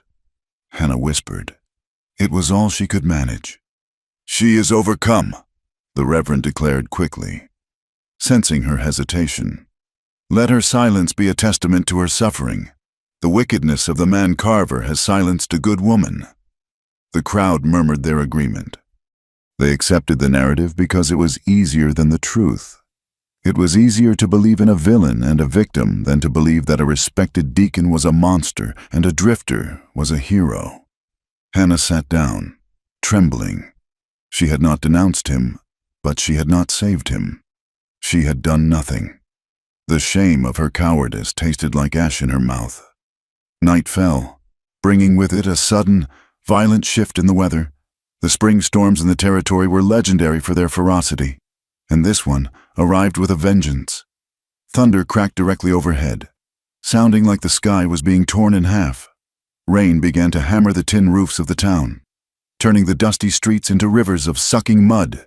In the jailhouse, the air was cold and damp. Luke sat on the edge of the cot, listening to the rain. He knew what the morning brought. He had made his peace with it. His only regret was the image of Hannah screaming in the yard, dragged away by a man who did not know how to love her. The outer door of the jail creaked open. A gust of wind and rain blew in, causing the lantern on the deputy's desk to flicker wildly. "Who is there?" called out Deputy Wallace. He was the younger of the two lawmen, a boy of 19 with a face still soft with youth. He was guarding Luke while Granger slept at the hotel. "It is me, Deputy," a voice said. Hannah stepped into the light. She was wrapped in a heavy shawl, soaked through, water dripping from the hem of her dress. She carried a small wicker basket covered with a cloth. "Mrs. Price." Wallace stood up, flustered. "You shouldn't be out in this weather. Ma'am, it is coming down like the flood." "I brought him supper," Hannah said, her voice steady. "Christian charity. Deputy, even a condemned man needs to eat." Wallace looked at the basket, then at the prisoner in the cell. He shifted uncomfortably. He had been there in the yard. He had seen Elias strike her. He had seen Luke stand between them. The official story didn't sit right in his gut, but he wore the badge, and the badge followed orders. "I don't know. Ma'am, Granger said no visitors." "Granger is asleep," Hannah said. "And I'm the deacon's wife. Do you think I am a danger to you?" "Wallace." The boy blushed.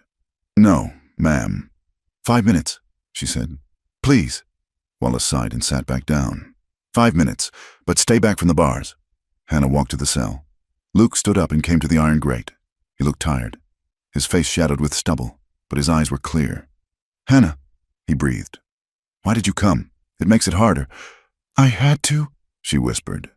She set the basket on the floor but didn't open it. She reached through the bars. Wallace was looking at his paperwork, pretending not to watch. Her fingers brushed Luke's. "They are taking you tomorrow, to Kansas." "I know," Luke said. He caught her fingers and held them tight. "You should not be here, Elias." "Elias is dead to me," she said, a sudden ferocity in her tone. "I stood in the church today. Luke, they wanted me to hate you. They wanted me to say you were a devil. I couldn't do it." "It doesn't matter what they say," Luke said. "You know the truth." "I am afraid," she confessed, her voice cracking. "I am so afraid. Luke, I don't want to live in a world where you are gone. I don't want to go back to that house." "You will survive," Luke said gently. "You are stronger than you think. You pulled a calf out of the mud. You endured the storm." "I don't regret it," she whispered, pressing her face against the cold iron bars. "I don't regret loving you, not for 1 second. If that is a sin, then I am a sinner, and I will wear it like a crown." "I have no regrets either," Luke said, "except that I could not take you to the ocean." Outside, the storm intensified.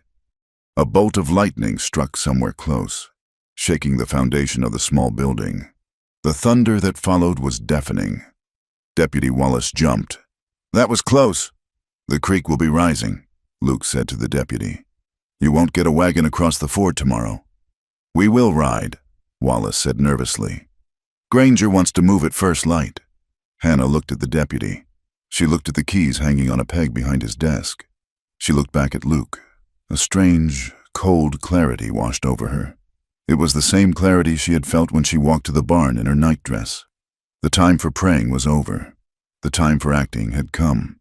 "Deputy," Hannah said, turning around. I think I feel faint. She swayed, putting a hand to her forehead. Wallace scrambled up, his chair scraping the floor. "Mrs. Price?" Hannah crumpled to the floor in a heap of wet wool. "Ma'am?" Wallace rushed around the desk. He knelt beside her, panicked. He reached for her shoulder to shake her. "Mrs. Price, wake up!" As he leaned over her, his back to the desk, Hannah's eyes snapped open. She wasn't fainting. She was fighting. She saw the keys on the peg, just out of reach. No, that wouldn't work. She needed him closer. "Water," she gasped. "Right, water," Wallace stammered. He stood up and turned to the bucket in the corner. In that second, Hannah moved. She didn't go for the keys on the wall. She went for the spare ring Wallace kept on his belt. She had seen them jingle when he sat down, but he was too far away. She stood up. Her eyes darted to the desk. There was a heavy brass paperweight. She grabbed it. "Wallace!" she shouted. The deputy turned. He saw the deacon's wife standing there, holding the brass weight, her eyes blazing with a terrifying resolve. "Give me the keys," she said. "Mrs. Price, put that down," Wallace said, his hands raising. "You are making a mistake." "The mistake is letting an innocent man hang," she said. "Give me the keys. Wallace, I will not ask again." Wallace looked at her. He looked at the gun on his hip. He could draw it. He could stop her. But he looked at her face, the desperation, the love, the sheer refusal to be broken any longer. And he remembered the sound of Elias's hand striking her face. Slowly, Wallace reached to his belt. He unhooked the key ring. "If you go," Wallace said softly, "you can never come back. They will hunt you." "I know," Hannah said. He tossed the keys. They clattered on the floor at her feet. Hannah grabbed them. She rushed to the cell. Her hands were shaking so hard she could barely find the keyhole. The lock clicked. The door swung open. Luke stepped out. He looked at Hannah, then at Wallace. "Get his gun," Luke said to Hannah. "No," Wallace said. He took his revolver out of the holster and set it on the desk. "I won't shoot, but you better hit me. Make it look real. Or Elias will have my badge." Luke looked at the boy. He nodded, a grim acknowledgement of the gift. He walked over, balled his fist, and delivered a sharp, controlled blow to Wallace's jaw. The deputy crumbled. "Go," Luke said. He grabbed his coat from the evidence pile on the desk and snatched up the gun. "We need horses." "My mare is outside," Hannah said. "And the deputy's horses are in the livery." "We take yours," Luke said. "We ride double until we can steal another. It leaves less of a trail." They burst out into the night. The rain was a deluge, a curtain of water that instantly soaked them to the bone. Hannah climbed onto her mare. Luke swung up behind her, taking the reins. "Hang on," he yelled over the thunder. He kicked the horse. They galloped down the muddy street, past the dark windows of the sleeping town, past the church on the hill, and plunged into the black emptiness of the prairie. They rode for hours. The storm was their enemy and their savior. It froze their skin and blinded their eyes, but it washed away their tracks. The mud turned the road into a quagmire, forcing them to move slowly, but the thunder masked the sound of their passing. When the horse was blown, they dismounted and walked, leading the animal through the slick clay. They did not speak. The effort of survival took every ounce of breath. By dawn, the rain had stopped, leaving a gray, ragged sky and a world that looked bruised and battered. They were miles from Red Hollow, in the foothills of the Badlands. The land here was broken, deep canyons, jagged mesas, and twisted scrub oak. They found a narrow ravine shielded by an overhang of red rock. Luke tied the horse. He gathered wet wood, shaving the bark off to find the dry heart, and managed to start a small, smokeless fire. Hannah sat by the fire, shivering uncontrollably. Her dress was ruined, ripped at the hem and caked with mud. Her hair hung in wet straggles around her face. Luke sat beside her. He wrapped his coat around both of them. He rubbed her arms, his hands brisk and warm. "We made it," he whispered. Hannah looked at him. "We are outlaws." "Yes," Luke said. "Are you sorry?" Hannah looked at the fire. She thought of her warm bed at the ranch. She thought of the china plates and the Sunday organ. Then she looked at Luke's face, etched with concern for her. She felt the freedom of the open sky above them, terrifying and vast. "No," she said. "I am cold, I am hungry, but I am not sorry." For the next week, they moved like ghosts. They avoided the main trails. They slept in caves or under dense thickets of mesquite. Food was scarce. A rabbit Luke managed to snare. A handful of berries Hannah found. In the long, dark nights, Hannah wrestled with her God. She had been taught that God was order. God was the church, the law, the husband. But out here, under the canopy of stars that seemed close enough to touch, her prayers changed. She no longer prayed, "Forgive my sin." She looked at Luke sleeping beside her, his hand resting protectively on her waist, even in his dreams. And she prayed, "If this is wrong, why does it feel more honest than anything I have known? Why is there kindness here, and only cruelty in the house of the righteous?" On the 5th day, they came across a wagon trail. A small family, a man, a woman, and a young girl, were stranded. Their horse had died of colic and lay bloating by the side of the road. They looked gaunt, their eyes hollow with hunger. Luke pulled their horse to a stop. He watched them from the cover of the brush. "They have nothing," Luke said. "We have nothing either," Hannah said, fear clutching her throat. "We can't stop. Luke, if they see us—" "That little girl hasn't eaten in 2 days," Luke said. He looked at Hannah. "I know what that feels like." He rode out. Hannah held her breath. The man by the wagon reached for a shotgun, but Luke held his hands up. "Easy," Luke said. "We mean no harm." He dismounted. He took the last of their jerky, dried meat they had stolen from a line camp 2 days prior, and walked over to the man. "Take it," Luke said. "For the child." The man stared at him. He saw the gun on Luke's hip, the scar on his face, the wanted look of him. But he took the meat. "Obliged," the man choked out. "We are waiting on a stage to pass. Horse died on Tuesday. Stage comes through tomorrow," Luke said. "Keep a fire burning." As they rode away, Hannah looked back. She saw the child eating the meat. She looked at Luke's back, the back of a killer, a savage, and she knew, with a certainty that settled into her bones like iron, that the laws of men had nothing to do with the laws of good. Back in Red Hollow, Elias Price was a man possessed. He did not mourn the loss of his wife. He mourned the loss of his control. He rode through the town like an avenging angel.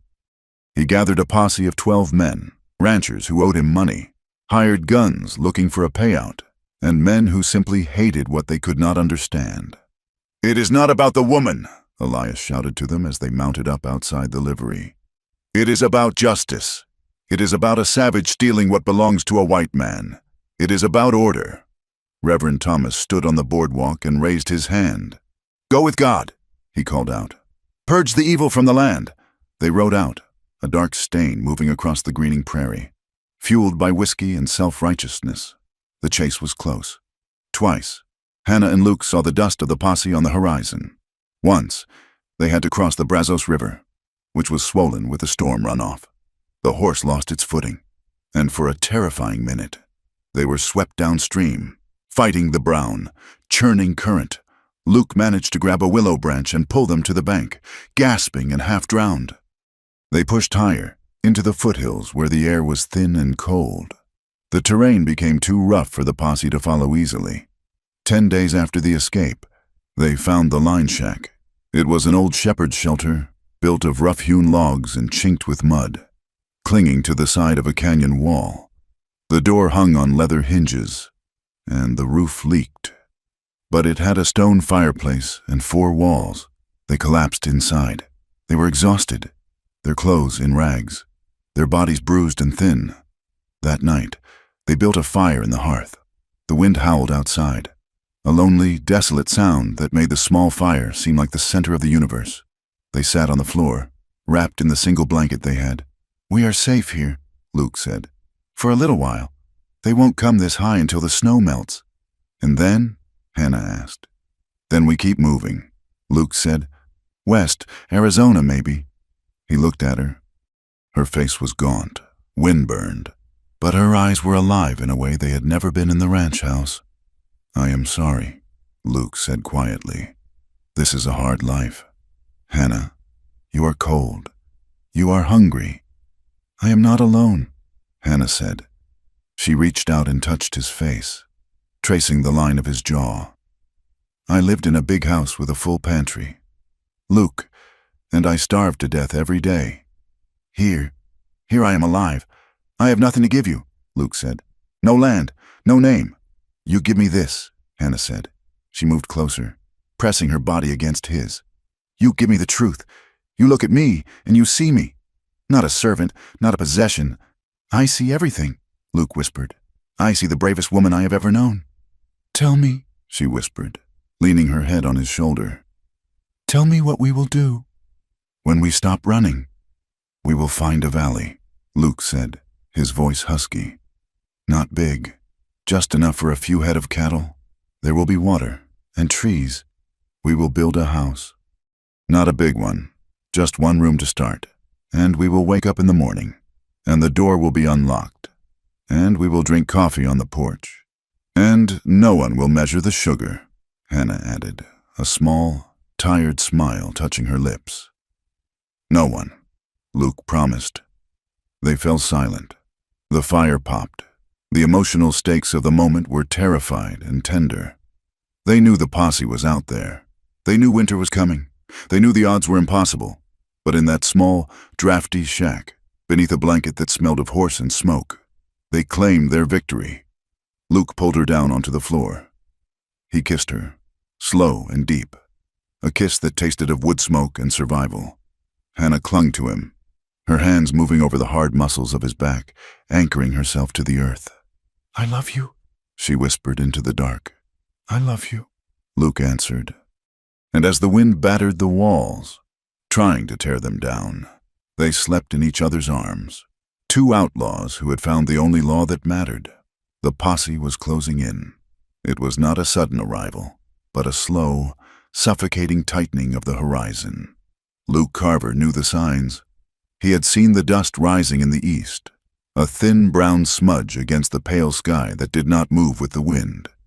He had found the tracks of a scout near the creek bed where they had watered the horse 2 days ago. And that morning, as they broke camp in the cold, thin air of the high country, he found a scrap of blue calico caught on the thorn of a mesquite bush, a piece of Hannah's dress, a flag left behind to mark their desperate passage. They were trapped in a box canyon, the walls of red rock rising 300 feet on 3 sides. The only way out was the way they had come in, or a narrow goat path that led up the shale slide to the north, a path a horse could never navigate. Luke stood by the dying fire, kicking dirt over the embers.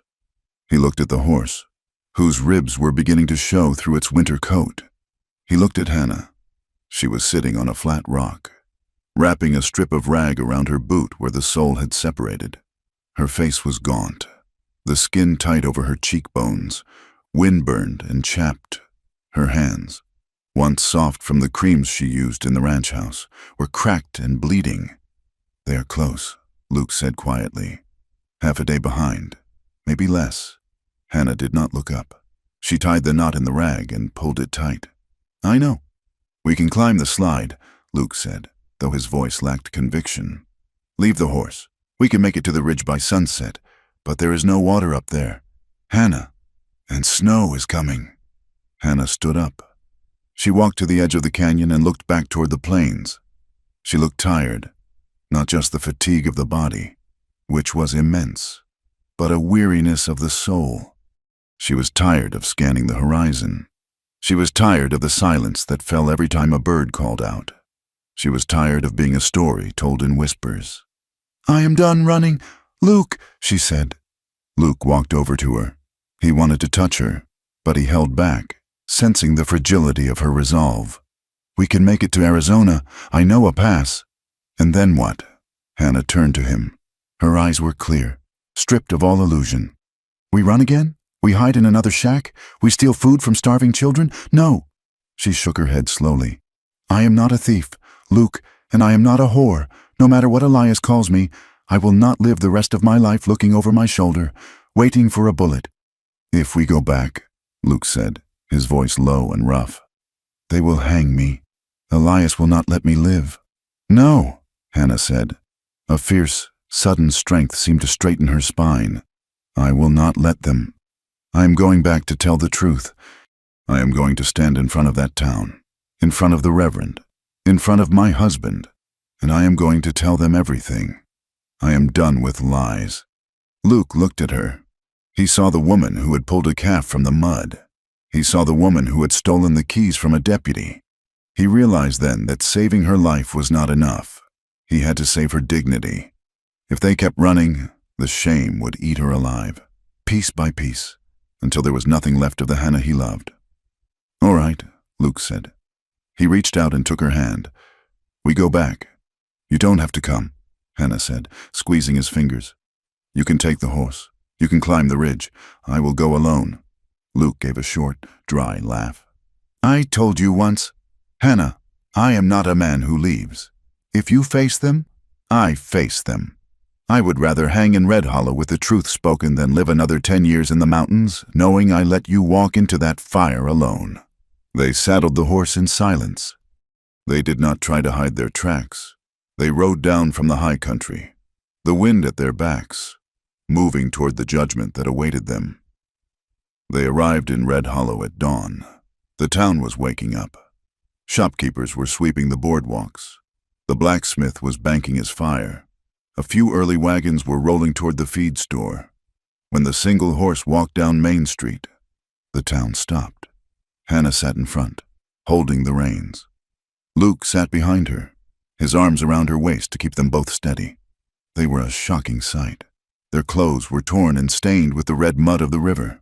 Hannah's hair was loose and wild, tangled with leaves. Luke's coat was shredded at the shoulder. They looked like ghosts dredged up from the bottom of the earth, but they did not look ashamed. They sat upright, their heads high, riding down the center of the street with a quiet, terrifying dignity. It is them, a woman whispered from the bakery doorway.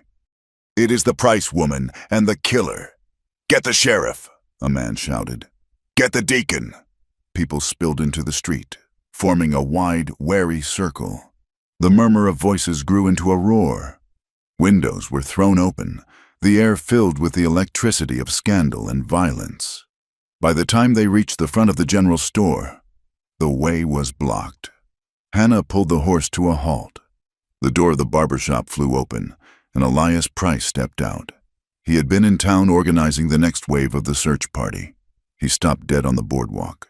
He stared at the two figures on the horse, his face draining of color, then flushing with a violent, purple rage. You dare, Elias whispered, his voice trembling. You dare come back here? Reverend Thomas came running from the parsonage, buttoning his vest, flanked by Deputy Granger and 3 armed men from the posse. Get down, Granger shouted, leveling his rifle at Luke. Hands where I can see them! Carver! Luke tightened his grip on Hannah's waist for 1 second, a silent goodbye, and then slid off the back of the horse. He held his hands out, empty. He did not reach for the gun tucked in his belt. Don't shoot, Luke said calmly. I am not fighting. Seize him, Elias screamed, rushing forward. Put him in irons and get that woman off my horse. 2 men grabbed Luke, rough and eager, pinning his arms behind his back. Another man reached for the bridle of the horse to lead Hannah away. Stop! The voice cracked through the morning air like a whip. It was not Elias. It was not the law. It was Hannah. She slid down from the saddle, her boots hitting the mud with a splash. She pushed the man away from the horse. She walked into the center of the circle, placing herself between the gunman and Luke. Let him go, Hannah said. Her voice shook, but it carried to the back of the crowd. Hannah, Elias hissed, stepping toward her. Get in the wagon. Cover yourself. You are a disgrace. I am not going in the wagon, Hannah said. She looked at Elias. Then she turned to look at the crowd. The faces she knew, the faces that had judged her. And I am not hiding anymore. "She is hysterical," the Reverend shouted. "Take her away. This is not for decent eyes." "Listen to me," Hannah screamed, the sheer volume of her voice, coming from such a small, broken figure, silenced them. "You want to know the truth? You want to know about the sin? Then look at him." She pointed a trembling finger at Elias. "He calls himself a man of God," Hannah said, tears starting to stream down her dirty face. "But there is no God in his house. There is only coldness. There is only fear. Look at my wrists." She shoved her sleeves up. The bruises from weeks ago had faded to yellow, but the marks were still visible. Fingerprints of possession. "He beat me," Hannah said. "He beat me because I forgot to buy salt. He beat me because the soup was cold. He beat me because I grieved for my dead son when he told me to forget him." A gasp ran through the women in the crowd. Elias went pale. "She lies," he sputtered. "She is mad with guilt." "I am not mad," Hannah said. She turned to look at Luke, who was being held by the deputies. "And this man you call a savage. He is the only one who ever showed me mercy." He pulled a calf from the mud when Elias wouldn't leave the porch. He gave his coat to me in the storm. He never touched me, never, until I begged him to save me from the loneliness that was killing me. "Adultery," the Reverend roared. "You confess it. You boast of it." "I confess it," Hannah cried back. "I loved him. Is that what you want to hear? I loved him because he treated me like a human being. Why is it a sin for a woman to want kindness? Why does the church offer mercy to a man who breaks his wife's spirit? But damn a woman who tries to survive." Her words hung in the air, sharp and uncomfortable. Mrs. Gable, standing in the front row, looked at Hannah, then at Elias. She adjusted her shawl, her face unreadable, but she did not look away. "And he is no murderer," Hannah continued, her voice dropping to a fierce, desperate pitch. "He defended his sister, just as he defended me. His family was slaughtered by men like you, men who think the law belongs only to them." "Enough," Elias shouted. "Deputy, take him, hang him. He corrupted her mind." "Hold on," a voice rumbled from the back of the crowd. Old man Henderson, a rancher who had lived in the territory since before the war, stepped off the boardwalk.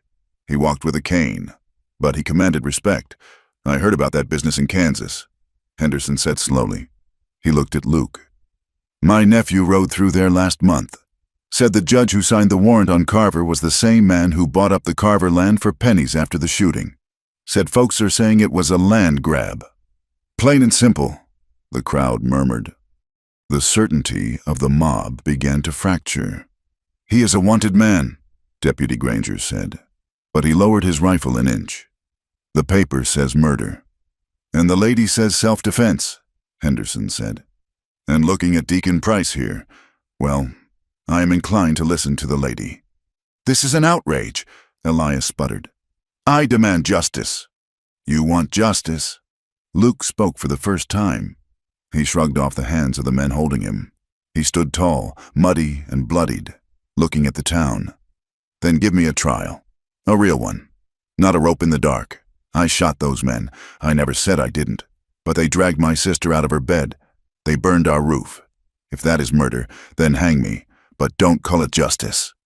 The mood in the street shifted. It swung from the hot, mindless anger of a lynch mob to the uncomfortable, gray doubt of a jury. These were hard people, used to hard lives. They understood defending a home, and they had all seen Elias Price's temper, even if they had looked the other way. Reverend Thomas tried to regain control. "This is not a court. This is a matter of morality. This woman has defiled her marriage bed." "Then let God judge her," Hannah said, stepping up to the Reverend. "Not you, and not my husband." Deputy Granger looked at the crowd. He looked at Henderson. He looked at Elias, who was shaking with impotent rage. He spat his cigar into the mud. "I am not hanging a man on the word of a warrant that might be rotten," Granger said. "And I am not hanging him because a husband is jealous." "You refuse your duty?" Elias shrieked. "I am doing my duty," Granger said. "We will lock him up. I will send a wire to the marshal in Abilene. We will wait for the circuit judge. If the judge says, hang him, we hang him, but we do it legal. And we wait for that letter Henderson is talking about. It was not freedom. It was not exoneration. But it was life. Elias Price looked around him. He saw the eyes of the town. He saw the pity in the women's faces and the disgust in the men's. The mask he had worn for 20 years, the mask of the pious, perfect deacon, had slipped, shattered by the truth of a wife he couldn't break. He turned on Hannah. "You are ruined," he spat, his voice venomous and loud enough for everyone to hear. "You think you have won. You have nothing. You are a whore without a roof. Do not think you are coming back to my house. I own that house. I own the clothes on your back. I own you." The town heard it, the word own. It hung in the air, ugly and undeniable. Hannah looked at him. She felt a strange lightness, as if a heavy chain had finally snapped. "You are right, Elias," she said softly. "You own the house. You own the cattle. You own the Bible you hold so tight, but you do not own me."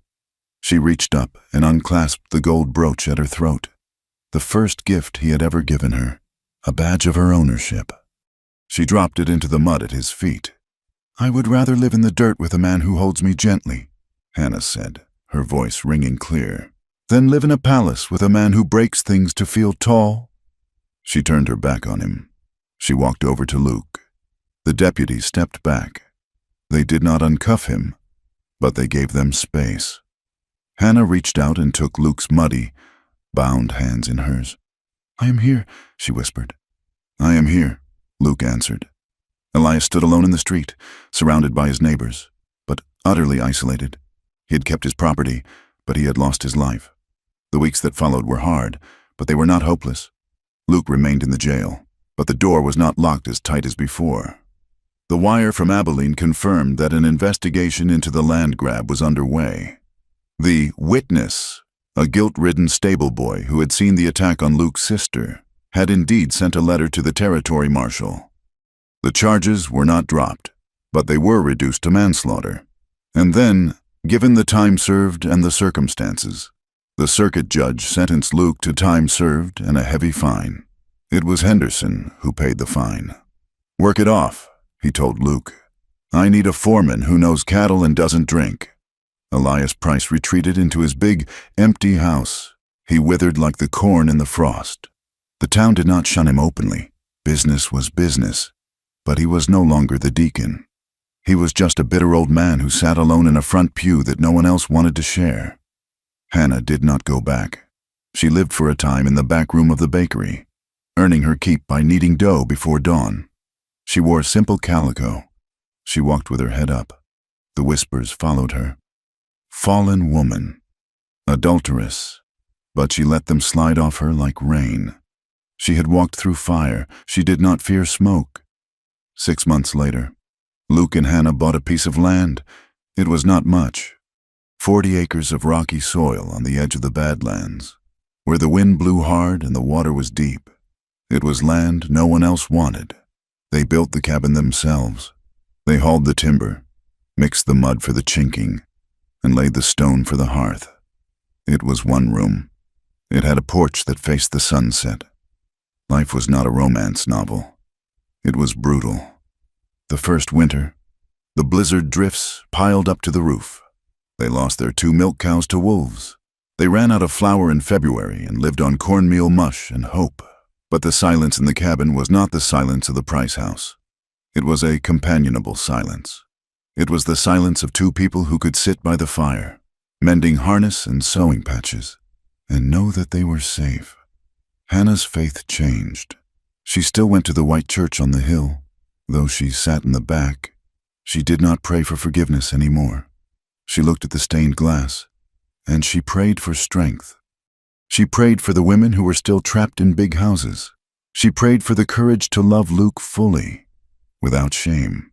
In a world that still thought love needed a marriage license to be holy, their love became like the iron Luke used to shoe the horses, heated in the fire, beaten by the hammer, and plunged into cold water until it was unbreakable. It is Sunday again. 3 years have passed since the fire. The air is crisp with the scent of autumn sage. Hannah sits on the small wooden step of the cabin. She is wearing a dress she sewed herself, blue like the mountain sky. A Bible lies open in her lap. But she is not reading.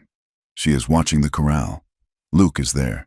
He is working with a young foal, a leggy, skittish thing that is afraid of the rope. Luke moves slowly. He does not shout. He does not force. He speaks in that low, rumbling murmur that once saved a woman's life in a storm. He runs his hand over the foal's neck, gentle and steady, until the animal stops trembling and leans into him. Luke looks up. He sees Hannah watching him. He smiles. It is a rare smile, one that reaches his eyes, crinkling the skin around the scar on his jaw. He tips his hat. Hannah closes the Bible. She stands up. She feels the ache in her back from the garden work and the roughness of her hands. But she feels something else, too. She feels free. She walks across the dusty yard. Luke opens the gate and steps out. He is dusty and warm, smelling of horse and sweat and honest work. Hannah does not hesitate. She steps into him, and he catches her. She falls into his arms once more, her head resting against his chest, listening to the steady, strong beat of his heart. It is not a stolen moment. It is not a secret sin. It is the quiet, defiant truth of her life. They stand there on their small patch of unforgiving land, two outlaws who stole happiness from a hard world, holding on to each other as the sun dips below the mountains, painting the wild, wide west in colors of gold and fire. Thank you for journeying with us to Red Hollow and listening to the story of Hannah and Luke. It is a tale that reminds us that sometimes the hardest trails lead to the most honest destinations. I would love to hear from you. Please leave a comment below telling me where you are listening from today. It is always amazing to see how far these stories travel. If you enjoyed this walk through the Wild West, please consider subscribing to From Wild West and sharing your thoughts on the story in English. Your support helps keep the campfire burning. Until next time, keep your fences mended and your powder dry.